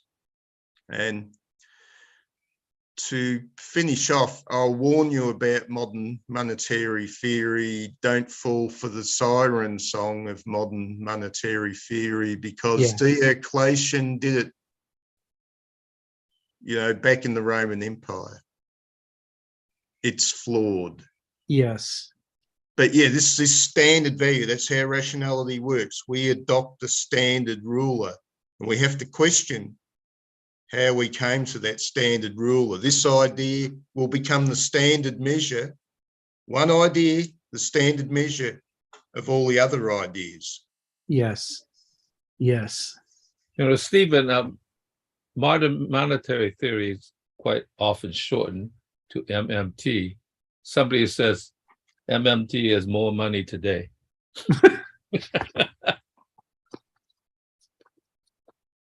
Yeah, you know, it's funny because I mean, let's just for a moment before we go back to the text, let's build on this issue, Stephen, about the arbitrariness of our units of measure, because you're onto something really important here. They feel to our noetic faculties, these arbitrary units of measure feel authoritative because we've all agreed to use them. And, you know, ergo, since they're everywhere, everywhere we look in the world, we see them as a result, because they're abstracted that can be applied to anything. They seem to be all around us, which creates this illusion that they are in the world and not in our head, that they're actually out there. A meter. And we talk about how the Système International was developed to replace the many traditional measurement systems that people used. And they wanted them all to be rational. They wanted them all to be base 10. They wanted them to be tied to, you know, real things and not arbitrary things, universal things. And universality is one of the characteristics of noesis. It loves abstracta that feel like they apply to everything. So, you know, we dispensed with the foot and the yard, and we replaced it with the meter and the decimeter and the centimeter and millimeter. And the meter was originally defined in terms of here is a rod. It is a certain length, and now it exists. It is an actual object in the world, and the meter is that. And eventually they realized that's actually just as arbitrary as the foot of the king. Why that rod and not some other length of rod? And so they went and developed a fraction of speed of light, the distance traveled, you know, by the speed of light in a certain amount of time. And with that little game with the numbers, they were able to make it come out to the length of the rod and say, see, our meter is not arbitrary. It's defined in terms of the speed of light. But you could play similar games to define an imperial foot in terms of the speed of light. And if you did that, you could make exactly the same claim that the proponents of the meter stick make, which is our foot is no longer defined in terms of the king. It's defined in terms of the speed of light. Ergo, you know, that's what we should be using as our measure. What's interesting is, you know, in the process of rationalization, going through and chucking out everything traditional and replacing it with egotistical, arbitrary intellectual decisions, certain things were gained and certain things were lost. I'm going to talk for a moment about Kobudo. In traditional Okinawan weapons, tools-based martial arts, the proper length of the tools that you use, whether it's a staff or whether it's a tonfa or what have you, are based on your own body. The reason they're based on your own body is, like a tonfa, you know, it's a stick with a round handle and a knob on it, so you can swing it around. Well, if you make it too long, when you try to swing it around, you hit yourself in the ribs. It has to be short enough that you can swing it and it doesn't hit you. But it also has to be long enough to stick out past the end of your elbow, because you don't want, you know, to accidentally be jamming your elbow into, you know, the other guy's weapon. You want to be covered. You want to hold it like this so it covers the whole length of your arm. So it can't be too short and it can't be too long. It has to be the proper length is defined by your body because you're the user. Same is true for the staff. The staff is supposed to be to the length of to the height of your own head, plus a little bit, right? And if it's too short, then it's hard to block, especially if they go for your feet. Your staff doesn't reach because, you know, you're taller than that. But if it's too long, then when you try to swing it around, it hits the ground or the ceiling. And you're not able to bring it around and protect yourself. So it can't be too long and it can't be too short. And the proper length is related to your own height. Now, this is true for all of the traditional Okinawan Kobudo tools, right? And you can see the logic of it. The logic is you're the person who's supposed to wield this thing. It should fit you. The same logic about why don't you wear Hulk Hogan's shirt? Why do you wear a shirt that fits you? Well, the answer is you're the user. If it doesn't fit you, what the hell's the point of it? The idea of an international standard for lengths for a staff or a kobudo or a shirt is insane. And it's insane because it misses the point of these tools, which is you need to be able to use them, you personally, not statistical you, average you, who doesn't exist, but actual you, who has a certain height and width and weight and all that. So that was the downfall with COVID on the basis of how it spread. The average man. The average man, right? They didn't realise there's people in the population who will very easily pick it up, and they'll transmit it to the other people who will very easily pick it up. Yeah, maybe 9 in the room of 10, the COVID bounces off a little, but you'll have these people who are just really fantastic spreaders. Yes, and we just erase that evidence and average them all across. And now we have the average man. Yeah, jokes have been made all throughout the 20th century about, the average family size, average how many children. Well, where's that fractional child in my household? I'd like to meet him or her, or is it? It's hard to say. So this happens with. It turns out this happens with feet and yards and all of these other things in the Middle Ages, as we learn in the Secrets of Castles, which we were talking about a couple weeks ago. The documentary series, you have a head architect. The castle's going to be built for generations. It's going to take forever to build this thing. You need a standard set of units. The standard set of units are derived from the head architect, who takes some measurements off his own body, and you're building up your tools there. You're building up your stones there. You're building your bricks. Everything is being created on site. It's not being created in some artificial factory that was stamped out according to an artificial intelligence with abstract units. It's you walking to a place, digging up things, chopping down trees, and trying to make a thing.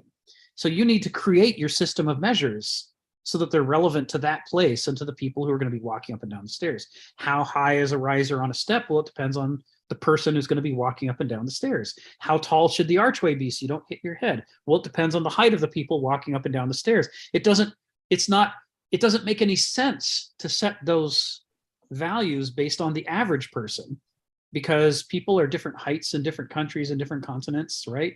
People are different weights. It's supposed to fit the people who are going to live there.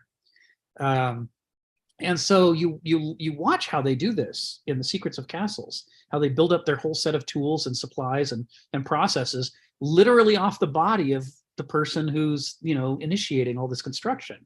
And from the body, you can derive an entire civilization of from the units. But if you don't start with the body, you end up with units that don't actually mean anything in particular. It's the same with modern cars. The recent run of cars are built for big, fat people. Right. Compared to the cars they were building 50 years ago. Right. So if you look at my classic example that I enjoy the most, it was only like sometime in the last 10 years doing research that I learned this. The yard, the rod, the furlong, the acre, the hide. What are these? Where did these measures come from? And the answer is, there's two sets of measures. And they come out of Anglo-Saxon England. They come out of the long, thousands of years of village tradition. So they probably go back to Celts and before. But it goes like this. Most farmers working fields had teams of oxen. They shared teams of oxen among the villages. And you would, set them up in harness, so many aside, with a length of so many. A team of oxen can only turn on an arc so big, right? And they can only pull a dredge or a plow that's so wide or so heavy. Any more than that, and they can't pull it. Any less than that, and you're going back and forth over the field till the cows come home. You need just the right size of plow that they can pull it, but you still make some progress through the field. And from that, you get a certain distance of width, which is a plow team walking along, pulling a plow, can plow up this much land.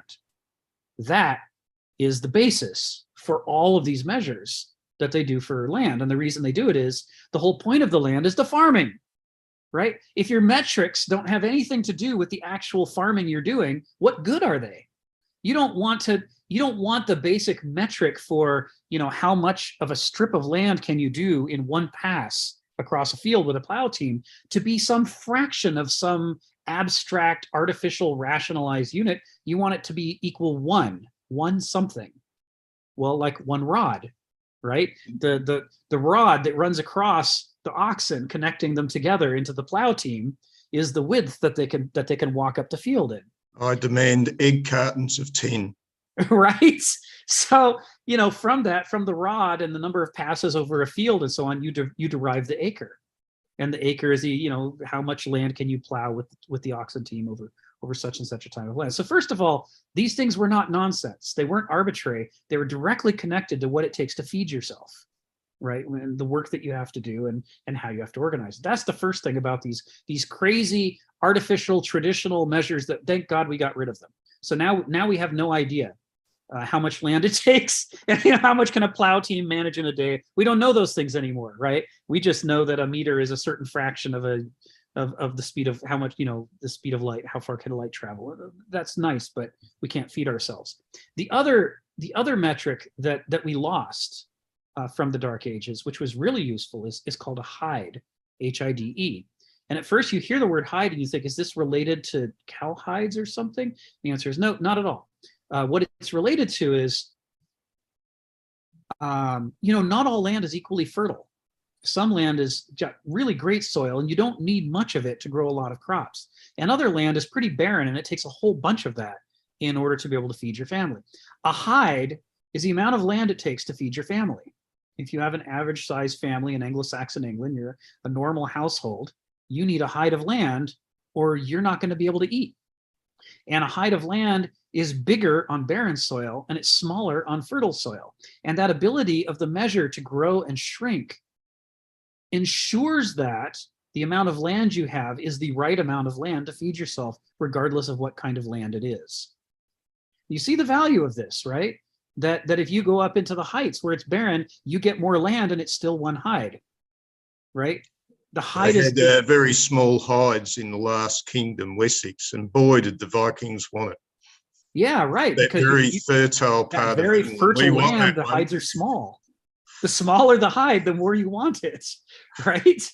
It's really rich soil. So, to the modern rationalist mind, this is an anathema. I mean, if you don't know, if it's not fixed what the length is or what the area is, how can you do math? You'd be comparing apples and oranges. They want to know the size of the land. They want to, they're thinking in terms of, I'm going to send scouts out and they're going to have little telescopes and they're going to have, draw lines and they're going to build maps. And I need to know for sure what the distance is from point A to point B in terms of fixed distance. I don't care how many people can live on that land. I need to survey it. So I'm going to throw out the hide because it's irrelevant. And I'm going to impose, the meter and the kilometer and all of these other values. Sounds like the Soviet Revolution. It's a rational. The French Revolution is the classic example. It is an ultra rationalist revolution in which we throw out tradition because, of course, as we know, the past is bad and what's new is good, and we replace it with a bunch of egotistical, intellectual, mathematical decisions that we will impose on everybody, and they will be good because they're rational, despite the fact that we now no longer have any idea how much land it takes to feed somebody, which we used to know.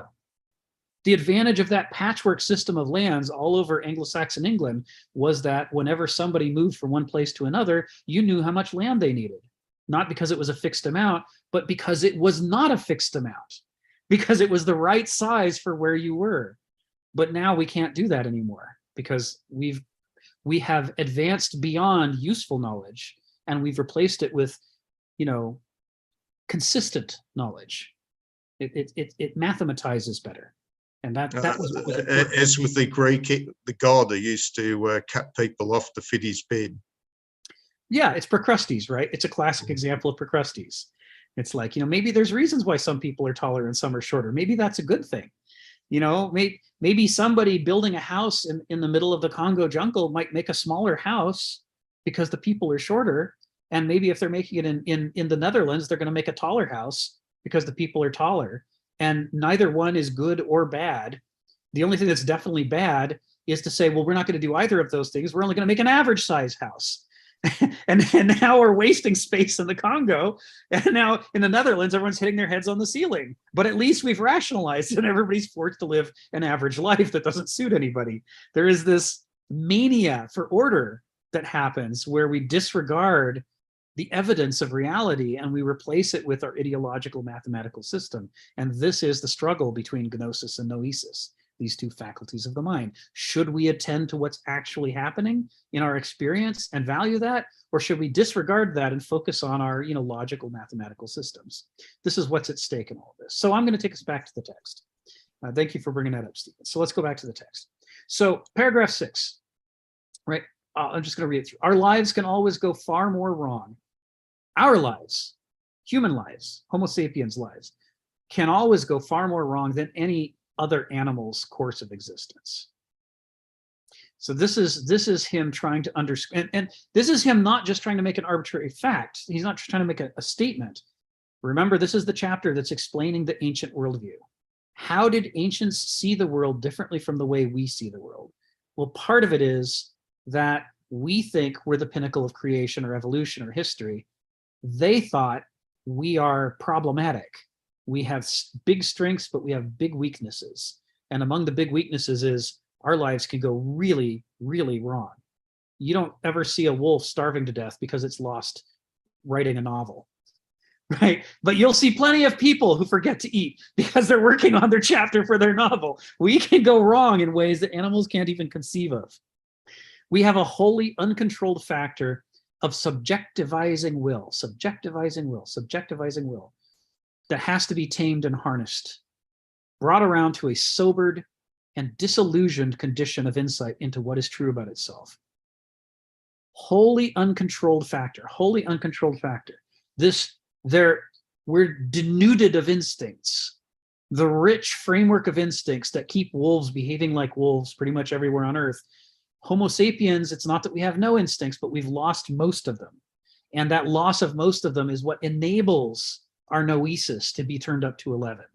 That unshackling from reality, unshackling from the long trial and error, empirical experimentation of Mother Nature, throwing all that out and replacing it with the ability to think for ourselves means that we can transcend the evolutionary suite of instincts, but it also means we can fail to live up to the instincts that we've lost and do a far worse job than Mother Nature had, because at least there was an empirical basis for the instincts that we had before we jettisoned them, right?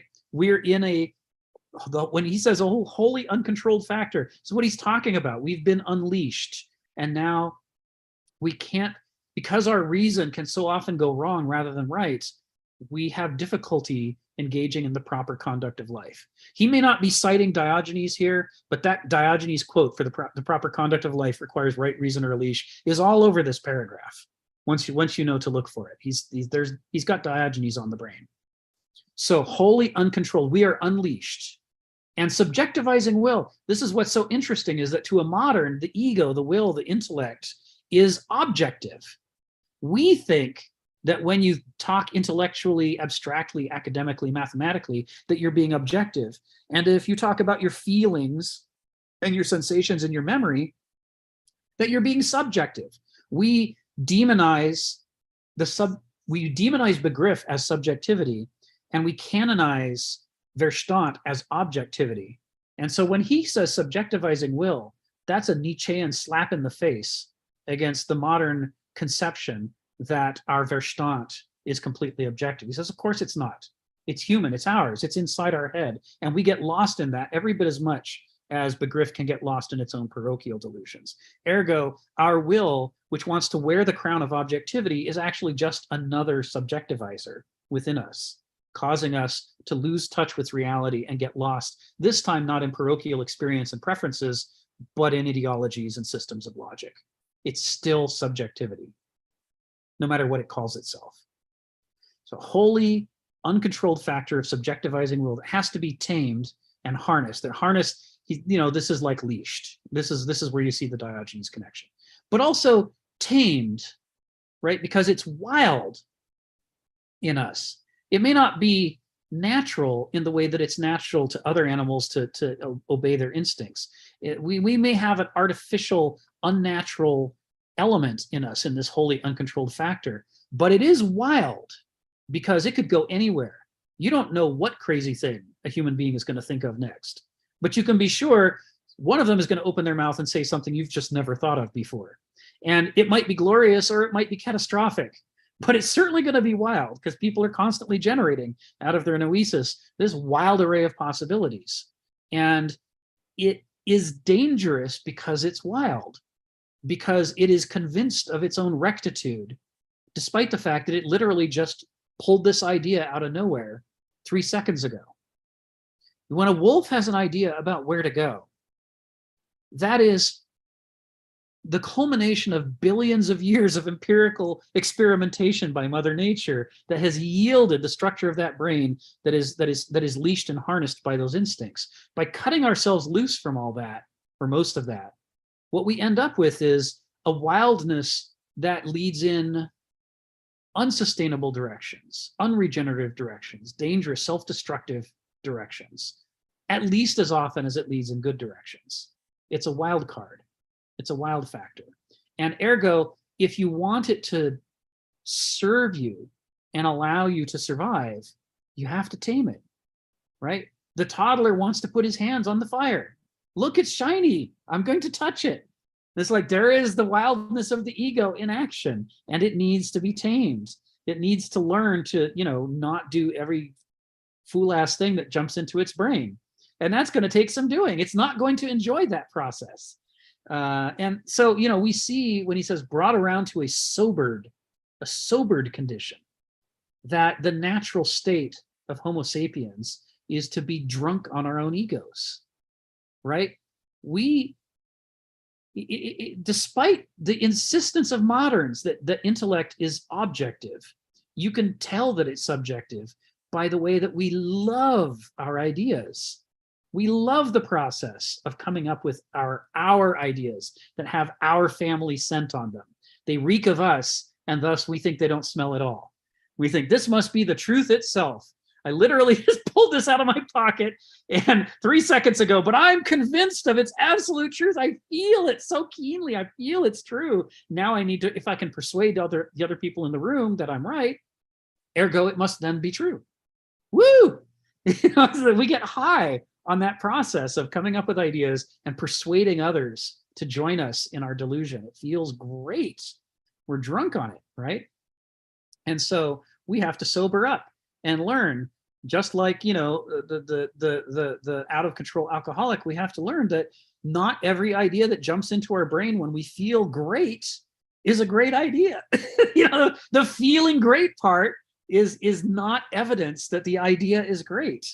It can, in fact, be evidence of the contrary. If we learn ourselves and learn what our habits are, we may discover that the more excited we are, the more dangerous this idea is, and we should really have a second thought about it, or a third thought, or put it to the test. And so, sobered and disillusioned condition, right? Disillusioned condition. Here again, this is that issue of waking up versus sleepwalking. This is that issue of, are we inhabiting reality, or are we inhabiting the fantasy world of our own will and ego and intellect, our realm of ideas, the perfect land of theory in which our theories all come true and are never molested by an ugly fact. Disillusioned condition of insight into what is true about itself. That is, our noesis needs to be educated about noesis. It needs to learn what it is and what it isn't.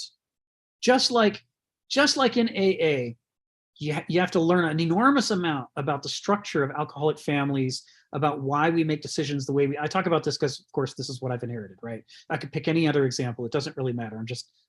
I'm not picking on this one to go after people who drink. I'm picking on this one because, I've got the alcoholic genes and I come from an alcoholic family. It's just an easy metaphor for me. So it's like, you have to learn, part of the process of learning to be a non-practicing alcoholic is to learn, how does your alcoholism, your genetic alcoholism, behave within you? What is it like to do? How does it make excuses for itself?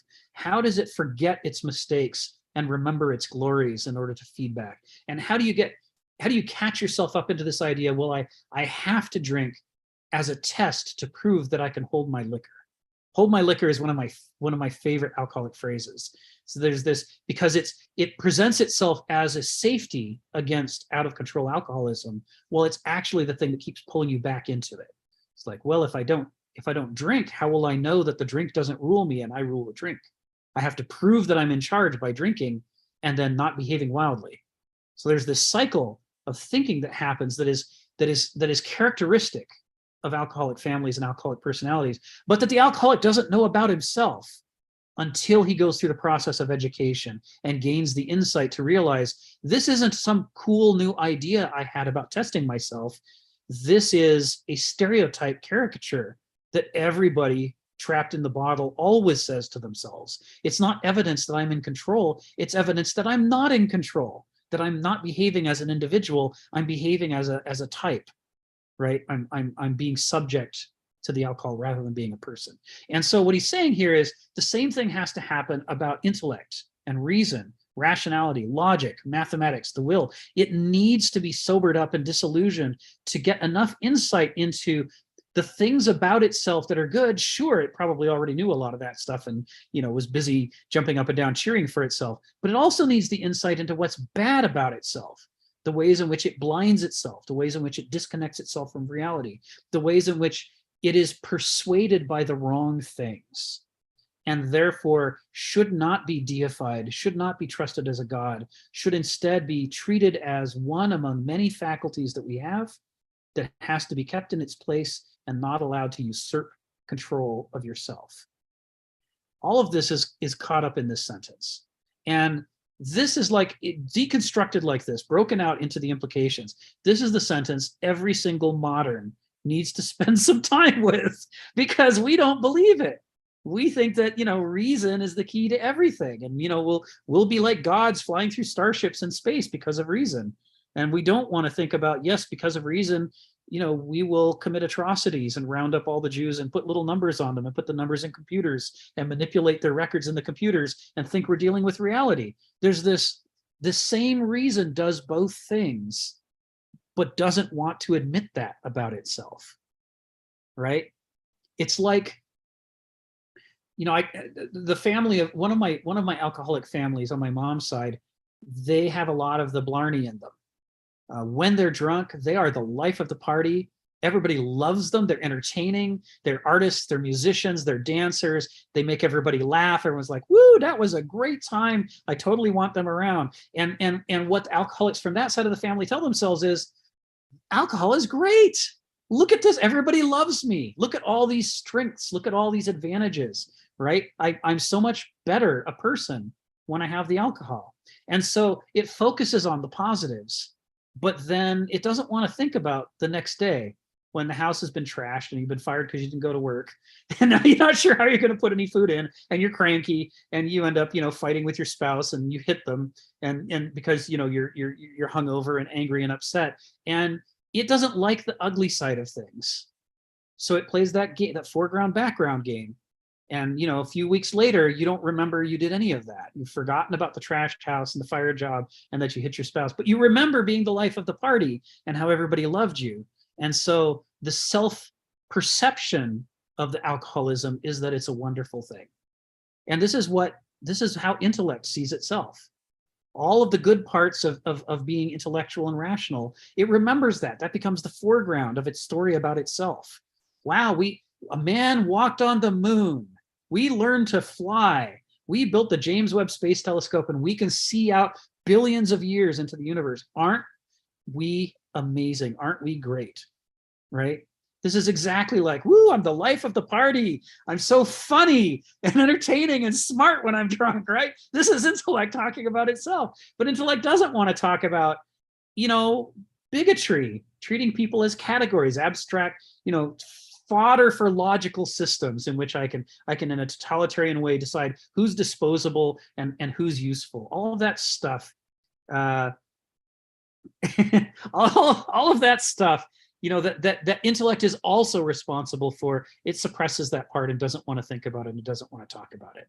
It's got the exact same structure of creating and nurturing illusions about itself that alcoholism has.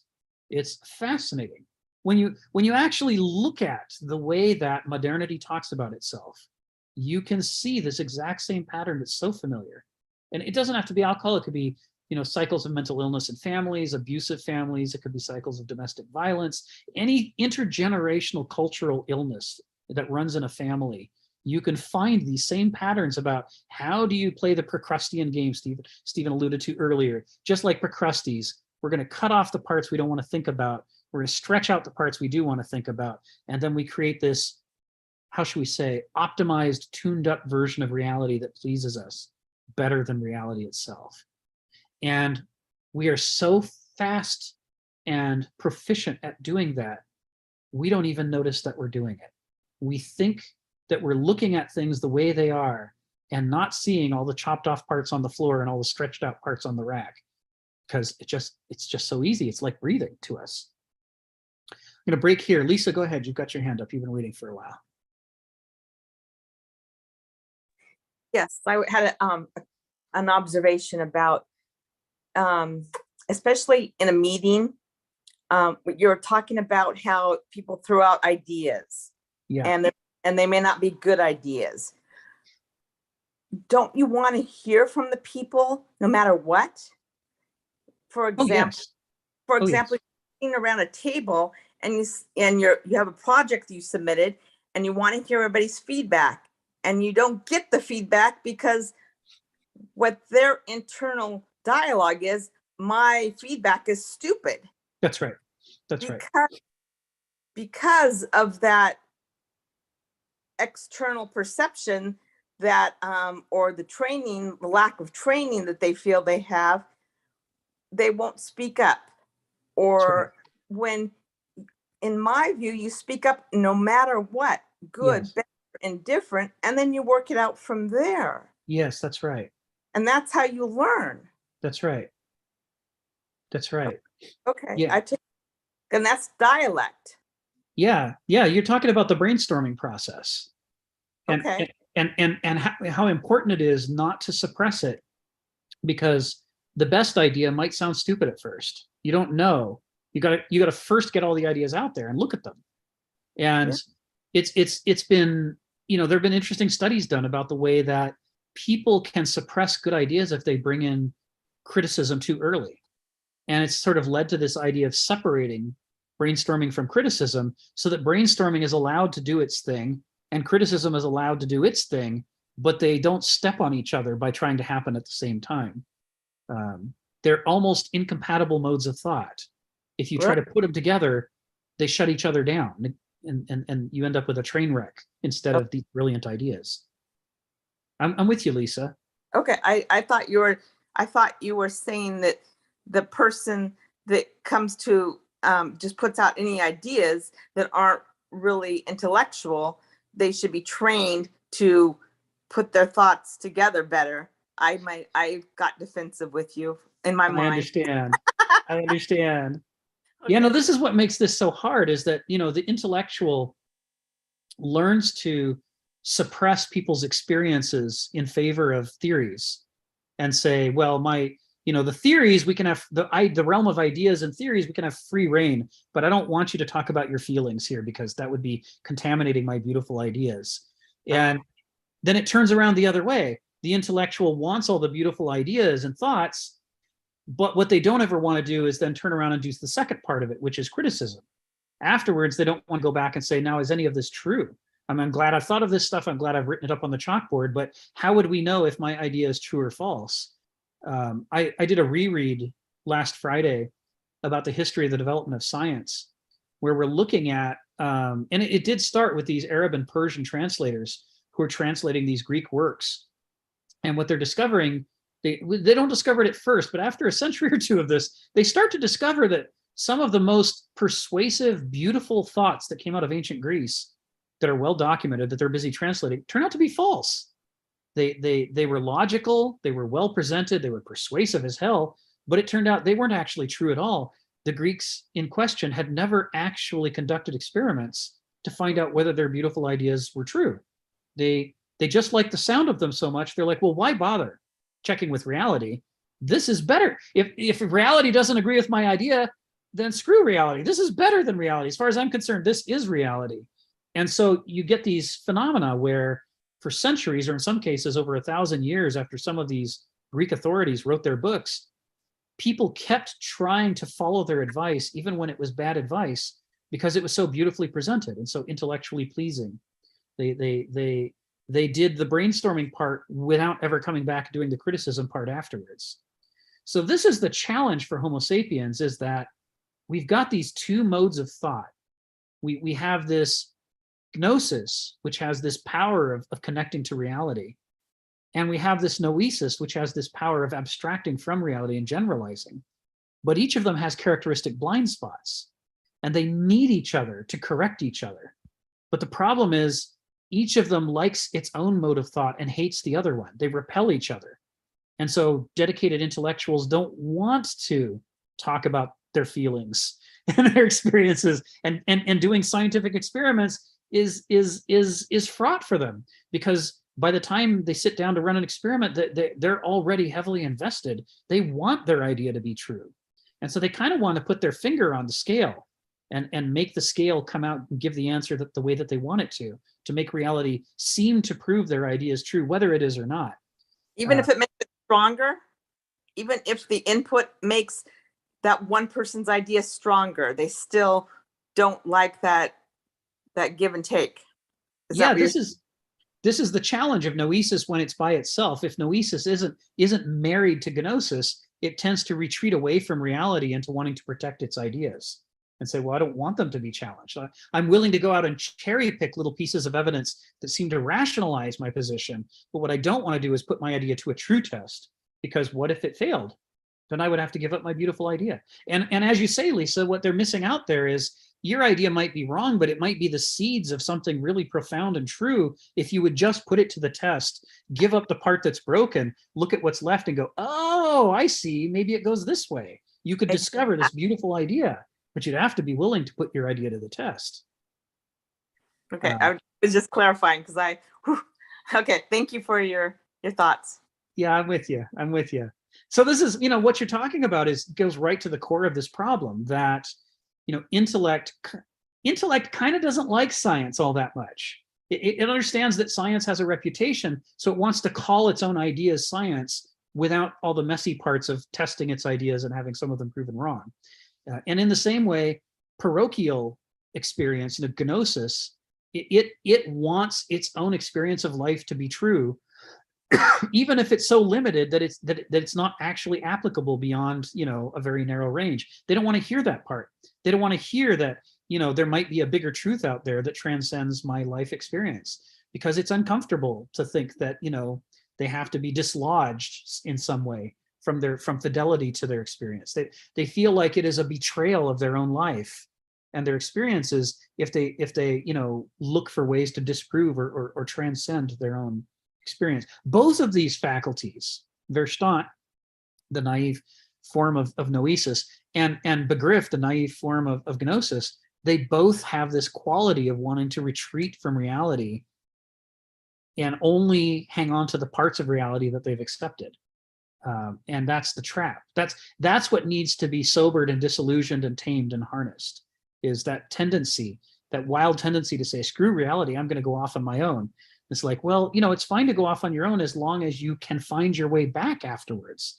But if you decide that reality has no real value and only your ideas have value, you start passing laws and creating systems that compel people to obey your ideas and disregard whether it's actually good for people, whether it really is, whether your idea really matches, then you've kind of done this thing he's warning about in this sentence, where you've sort of, you've taken this wholly uncontrolled factor and unleashed it. And now next thing you know, you have a civilization where people have to earn money to justify being allowed to live, which is the basis of modern economics. You have to earn a living because you don't deserve one. People don't like to think about this, but this is the premise of modernity: is you don't deserve to live. But if you can make enough money, we'll allow you to rent a little bit of life. And then you have to make some more money. This is the foundations of modernity. And it doesn't actually make sense. really hold together, but it's logically consistent in its own terms. And it has lots of laws, and it has economics set up, politics set up, judges set up. There's whole systems of power set up to enforce this modernist ideology. So it feels real. We have to adapt ourselves to it as though it were nature, or else we fail to flourish under modernist cultures.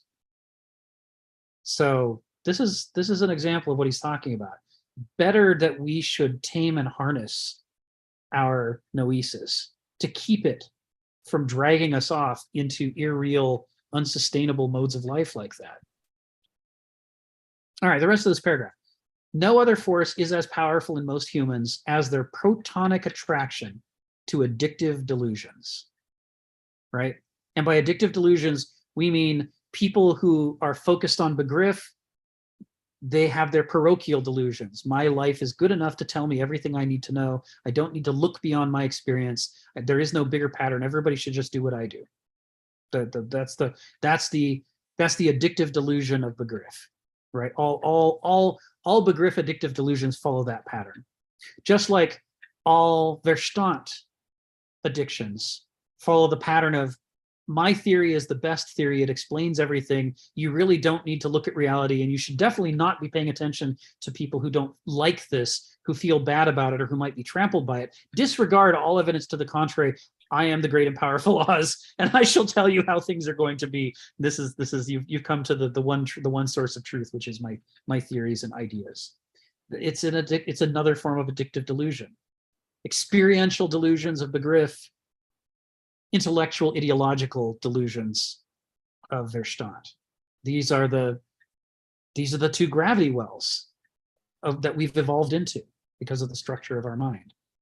And as he says in this final sentence, it is with gravest difficulty that human beings are educated, usually against their will, and in spite of the massive resistance put up by their despotic delusions.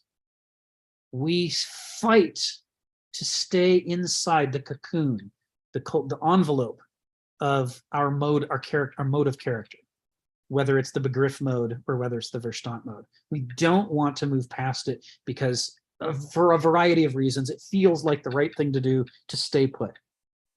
We're invested, right? We've invested our very sense of identity and our concept of what the world is and where we fit into this. And we are not prepared to have every single thing we believe shaken to its foundations. But that's what has to happen to get us out of our damn cocoon and get us to grow up and develop a mature adult form of thinking. So we fight it. We try not to do it. This is interesting because, my mom was a hippie, and a big part of the hippie movement was you should do what comes naturally, that whatever comes naturally to you is good. Right. And they developed this by looking at animals and plants and nature and saying, see, the horse longs to eat the thing that's good for the horse and doesn't want to eat the thing that's bad for the horse. The cat is attracted to eating the things that are good for the cat and to not eating the things that are poisonous to the cat. So ergo, it must be the same for us. If we want something, it must be healthy for us. And the natural thing to do is to do what we want. And if we just do that, it'll all work out. Literally, I've had this belief system laid out for me very clearly since I was, before I could talk, before I could think. This was one of the strands of my cultural upbringing. I'm very well acquainted with how full the commitment is to the belief that the right thing to do is the thing that comes naturally and easily. And the Greeks are saying, no, that's not right at all. What comes naturally and easily to us is delusion. To be drawn away from reality into one of these traps of the mind. What we need to learn is to struggle against those delusions. If we really desperately want something to be true, instead of fighting to protect it, we should put it under a microscope. We should put it to the test. The more desperately we want to protect it from being questioned, the greater the odds that it wouldn't stand up to questioning if we actually did take a larger look.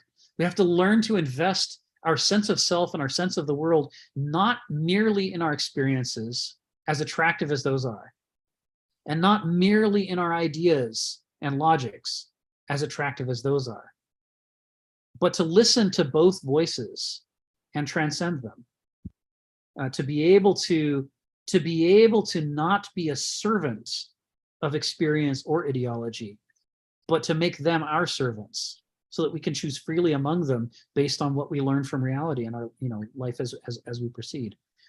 You had your hand up, Lisa. Go ahead. I was just gonna say the Greeks thought that we should just naturally stay in confusion and not work out the delusions. Is that what they meant? Oh no, I said it backwards. It was the hippie movement I grew up in that said that you shouldn't have to work for it. You should be able to do what comes naturally to you. The Greeks thought that you have to work for it. Their model of Sisyphus pushing a boulder up the hill was their model for what it takes to develop a mature adult mind. They said you have to, it's going to be a struggle. You're going to have to struggle all your life, not just against, outside forces, but even against your own addictive qualities, your own desire to believe. You have to overcome in order to be willing to face reality the way that it really is. Face reality and make decisions and not be confused. Okay, got it. Yeah. They said the greatest source of confusion is our own desire to stay inside our belief system. And that our greatest salvation is to look outside ourselves at the world as it actually is. And the world will constantly tell us, if we're willing to hear it, the world will constantly tell us things that are true.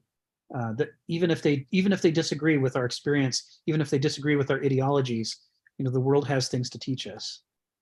Okay. I agree with that. I was totally off on another thought. Thank you. Sure. So yeah, this Greek concept of growing up as a process of struggle, learning to, like the caterpillar becoming the butterfly, learning to remake yourself over and over, having to go through metamorphoses as you have these profound epiphanies that change your understanding of yourself and your world. This is something that the Greeks thought it takes effort. Not just the Greeks, the ancients thought you have to work for this. And that it's why Sisyphus, his name is derived from, the verb for to taste. It is the form that means he having the most taste, the most judgment, the most discrimination, the most adult mature palate for figuring out what's true and what's not true. He develops that by struggling, by pushing the boulder against the gravity wells of his own nature. To get to a perspective that he can't get, if he just lets himself descend gravitically into what comes easy to him. Go ahead, Lisa. Don't you think that there needs to be role models like this for us? Okay, because it's not natural. It's not natural. So I'm thinking we see TV as viewed and is so hot in people's lives that there needs to be something that tells us this is the right way to move. Yeah. You put your finger right on the core issue for us, which, Donald has talked about this before.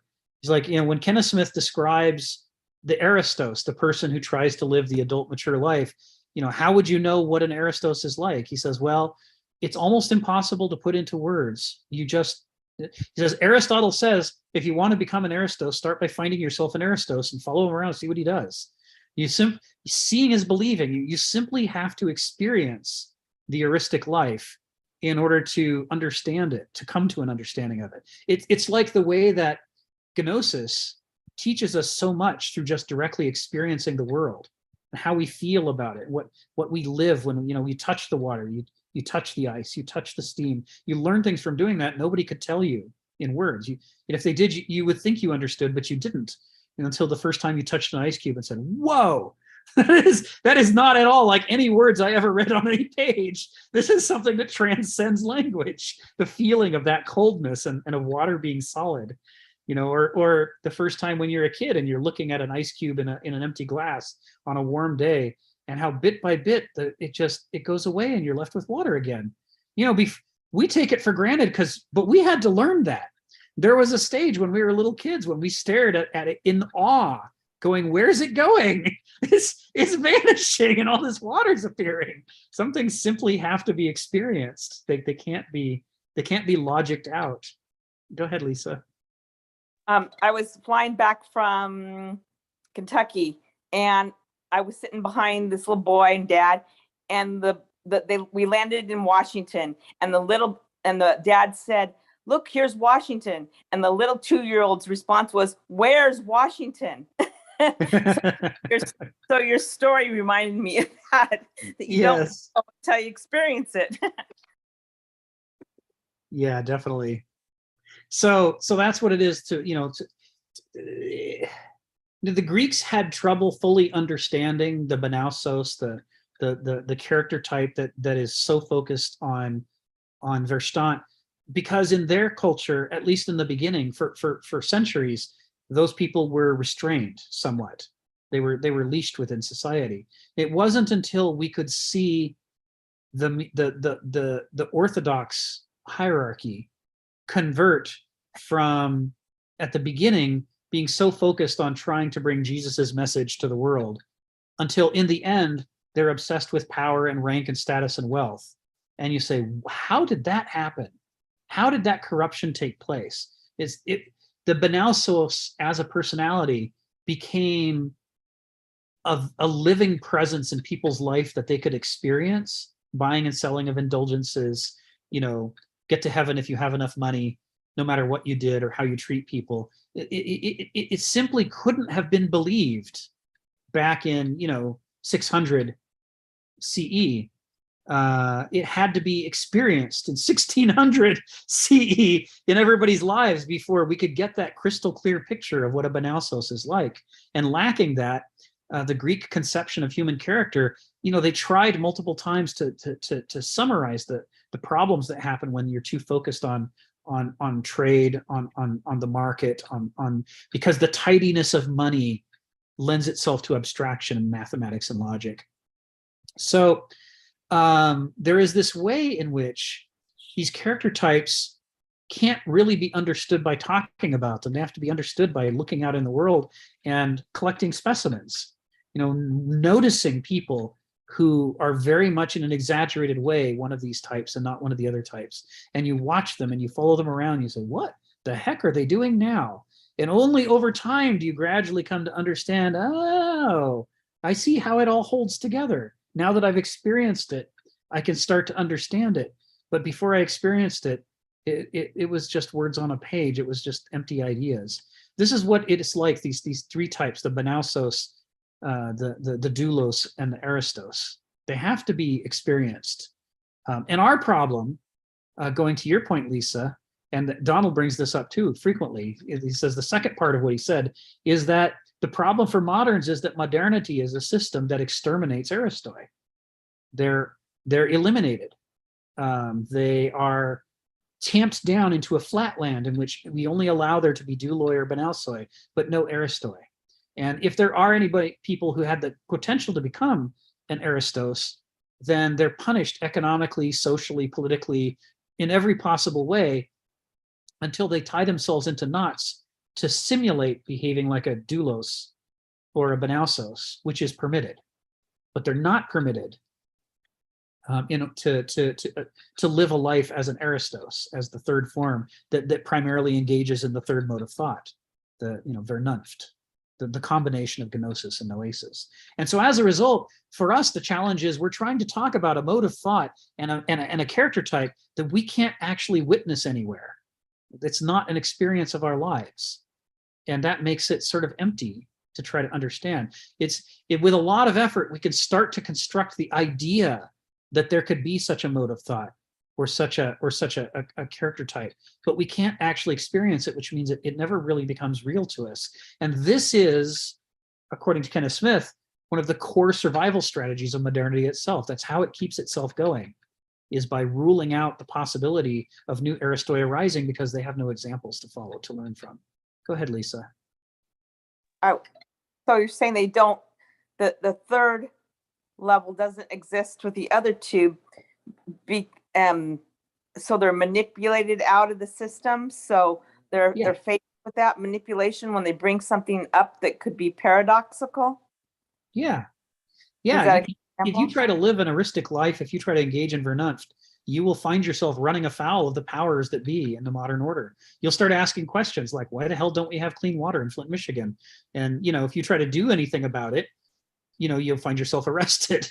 You'll end up in a mental asylum, or you'll end up in prison, or you'll end up homeless, which are the usual 3 destinations for people who try to live an heuristic life under modernity. Even if that water is not clean for the majority of the people, and you find a solution that could help, and working together on that solution is not going to be an option because of the powers that be. Yeah, if you can find a dualic solution, or if you can find a banausic solution, you might be able to get it passed. But if you try to take an heuristic approach to solving it, then you'll be suppressed. Okay, and so taking the first 2 options is more taking the insights of a bigger population rather than just bringing your own thoughts together. Well, it's that we allow people to live a dualic life, and we allow them to live a banausic life. So if you can figure out some way to bend those approaches to solve the problem, then it'll be permitted. But we're not allowed to live an heuristic life. So if you try to solve it in a heuristic way directly, then you're just in trouble with the law. No, I get, okay. I was getting I wasn't connected to your vocabulary as well as mine. So sure. Now I'm with you. Thank you. Appreciate your help. Sure. Thanks, Lisa. You're welcome. Phil and then Donald. Go ahead, Phil. Yeah, I see Donald is after me, waiting to criticize me again. He knows you're going to say something interesting that he's going to want to comment on. Yeah. Well, I think by and large, I've lived a life of asking the questions, more than being satisfied with just the mere answers. But I think you could go a little bit overboard in one sense.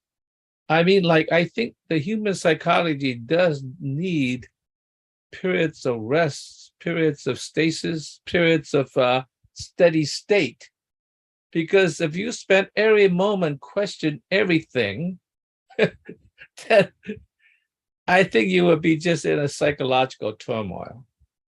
So there has to be a weaving between, repose and questioning. And I don't mean that the question comes to repose because, you found the answer. That settles it then, now I could relax. I don't mean it that way. I think there's a psychological dimension that requires, just like a normal human being, you might want to stay awake, but you got to go to sleep. I know quite often if I go several days, without enough sleep, I am just sort of sleepy all day. I could function, but I'm just sort of dozing off, all sorts of things. So I think you got to be careful about pushing it too hard. And the whole, I was going to mention that, the whole argument of that was, when you're dealing with modern art, particularly with Impressionism, the classical artists, the 19th century academics, thought they understood the Impressionists. Because what the classical artists, 19th century academic did was most of them often have what you call a sketch. They work out some ideas. Those ideas okay, this is gelling. Now I'm going to go do the real work of production, right? Mm-hmm.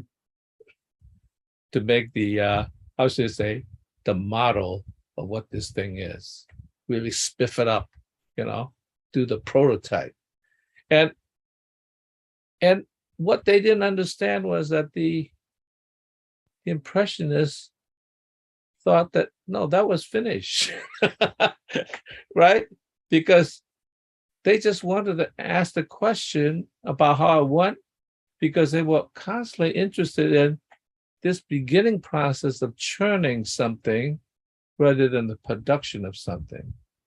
And, and certainly the abstract expressionists, well, some of abstract expressionists were not abstract expressionists. De Kooning is a good example. He's it's like the process itself becomes a process of questioning and continue to question and continue. And I've seen a film of his, no, I shouldn't say, a series of stills about one painting in which, like, oh, it's just like complete the beginning to the middle to the end. It was completely different, right? Because he was interested in the process of development. That was where all the things were happening. Okay, so in some sense, just there's always the relationship of producing the product and in a sense the process of doing it, because the research, and we know this, like in industry, you have an idea, you could be brainstorming, you develop the idea, you make some sketches, thumbnail, you build a little model, and pretty soon you have to create a prototype, right? Because the serious thing that's happening is production. Because, many people say, oh yeah, well, that's a good idea, but can this be manufactured in a mass scale so that it becomes an efficient process besides, the goodness of the quality? And that's quite different from a handicraft, in which oh yeah, we'll just build this. It's a one-off. Hey, that's really good.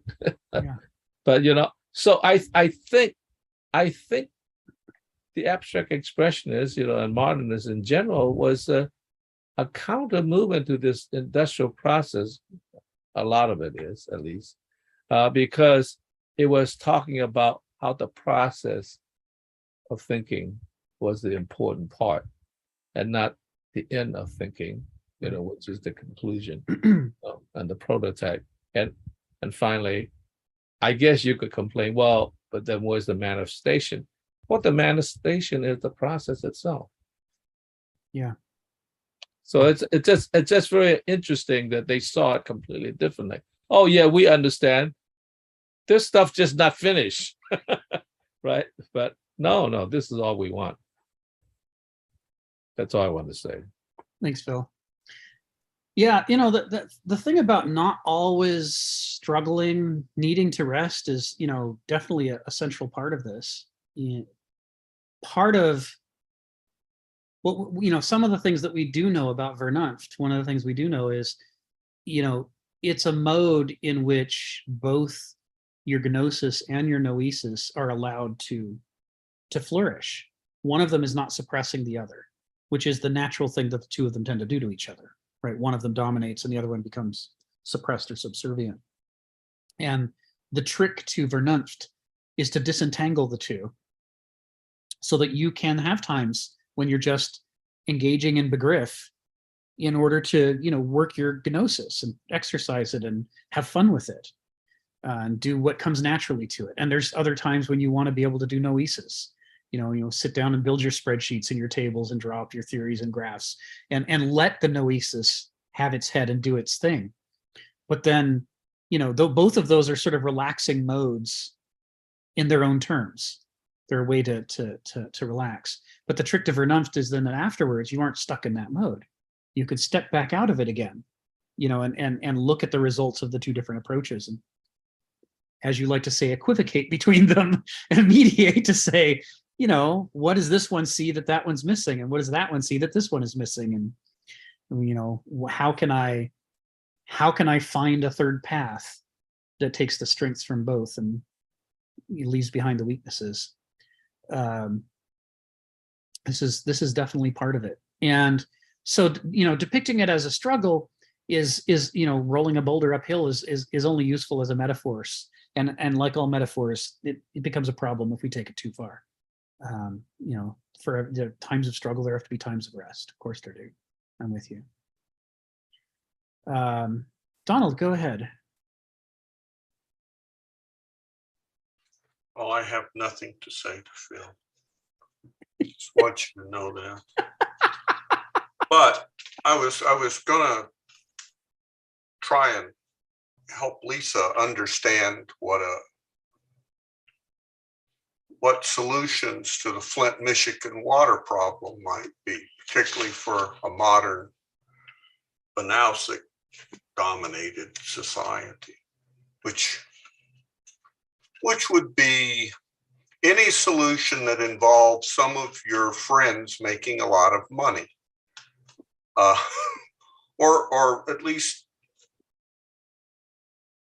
I mean, that's basically what it is. If you can come up with a solution that can get the right contractors that donate to your political movement and hire the union workers that would perform all the work and make a lot of money, you could solve a problem like this. Now, you probably can't solve it by, I'm not sure what an heuristic solution in our society would be in Flint. I don't know if it's having workshops to teach people home maintenance so that they can at least clean up the part of the water problem in their own house. Training, technical schools that train people how to operate water treatment and sewage treatment plants so that the city has that knowledge instead of is always buying that knowledge. Or you don't get to buy the knowledge, you just get to buy the work. You don't acquire the knowledge. But it would be that some solution based on Flint becoming more self-sufficient in terms of creating institutions that ensure that the knowledge for maintaining its water, sewage, power, road work, whatever it needs, is there. Of course, this won't meet with the Banausic approval because, it'll be cheaper to outsource this thing. In fact, it's probably cheaper to fly Chinese in to do the work. It's something, there's got to be some ultimate outsource that really works. I don't know. Not once, but when I talk to Kenneth more regularly, this topic comes up of what is an Aristos, not kind of abstractly as we get from studying this, but more concretely. And it was like, I would say, Kenneth, could you write a work of fiction in which one of the characters was an Aristos? So we could point and say, see how that character is acting, see how it makes decisions, see how it makes choices. That might help people, so you could point to one like Aristotle could. There it is. There are 30,000 of them around here. Go find one. Don't come bother me about it. But the other thing is, given the structure of our society as it is, a Banausic dominated structure, where it's the business of government is business.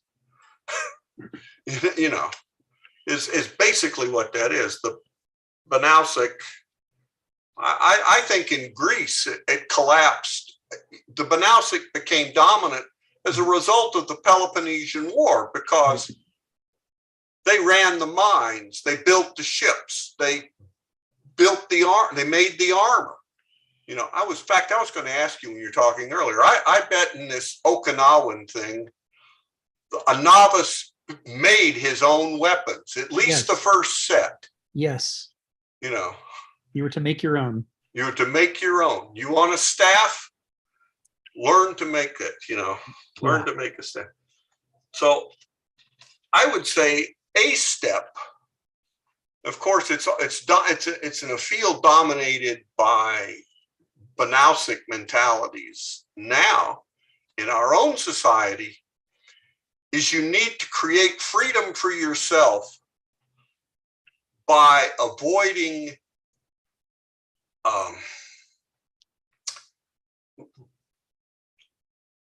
don't know what to say, financial slavery.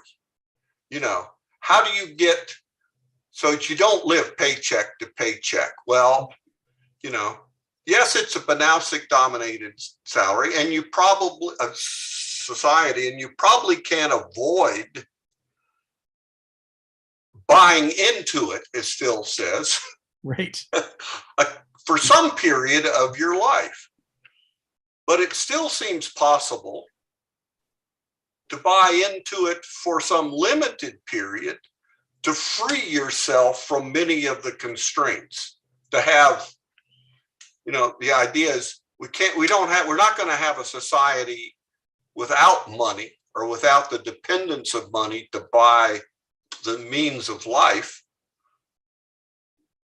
But we might have a society where at least some can see their way to getting sufficient money that they're free of the coercion that it's take to continue to make that money, that it's not 2 weeks. Maybe that can allow, you know, but then I think of, oh, who's that guy? You know, get out of debt, do this, you know, and that's all just Banausic. These are just salesmen, you know, right, wanting to sell you something. But there is some lesson there. Without freeing yourself from those constraints, you don't stand much of a chance, I think, of even developing or letting the heuristic tendencies within yourself come to the fore. They're constantly being suppressed by, yes, I want to think heuristic thoughts today, or I'd better go to work.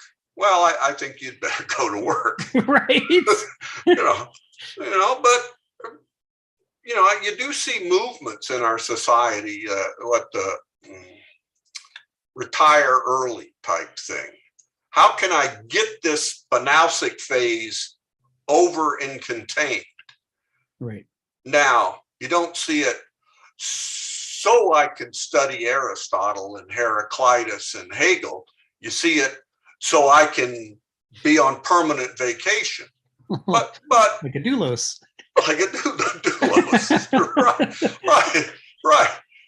You know, I mean, but it's true. You've still got to essentially in our society retire early in some way, at least partially in your life, to free up the time to consider these things. And I probably just garbled that all up for Lisa trying to help her. I won't do that again, Lisa, I promise. No, you did an outstanding job. I connected it very well. Thank you. And on that cheery note, I think we wrap up here for this week. We'll pick this up again next week with paragraph 7. I want that paper from you and Kenneth on what is rationality on my desk by 9 a.m. next Monday. It could be about a 12-volume series. Well, I'm going to start by reading The Life of the Mind by Hannah Arendt and see what she's got in there, because I'm hopeful, shall we say. You know, as I remember, she sort of starts with Kant's critique of pure reason, critique of practical reason. She sort of starts with Kant. She does. But she doesn't end with Kant, because I think she has all the critiques of Kant that Kenneth does and whatever. It's a shame that she didn't finish that. Yeah, because to really effectively put thinking and willing to use, you have to be capable of judging the case before you. Yes. What am I dealing with here? Yes. In that case, what does thinking tell me about it? And what action should I make? You know, that judging and didn't get there. It's a little, I guess I take it you've looked at the text. The little thing is like, when you get to the judging, it's, I didn't get here. And I'm dead now, so so too bad. too bad. You know, the Holy Grail was on the next page. The volume we most want. Tell us about Vernunth. She says, okay, here we go. It's like, no, Hannah, come back. Yeah. So we'll see how it goes. But have a great week, everybody. Thank you, Rick. Thank you, Rick. Thank you, Rick. Hey, Howard. thanks a Thank lot, you. everybody.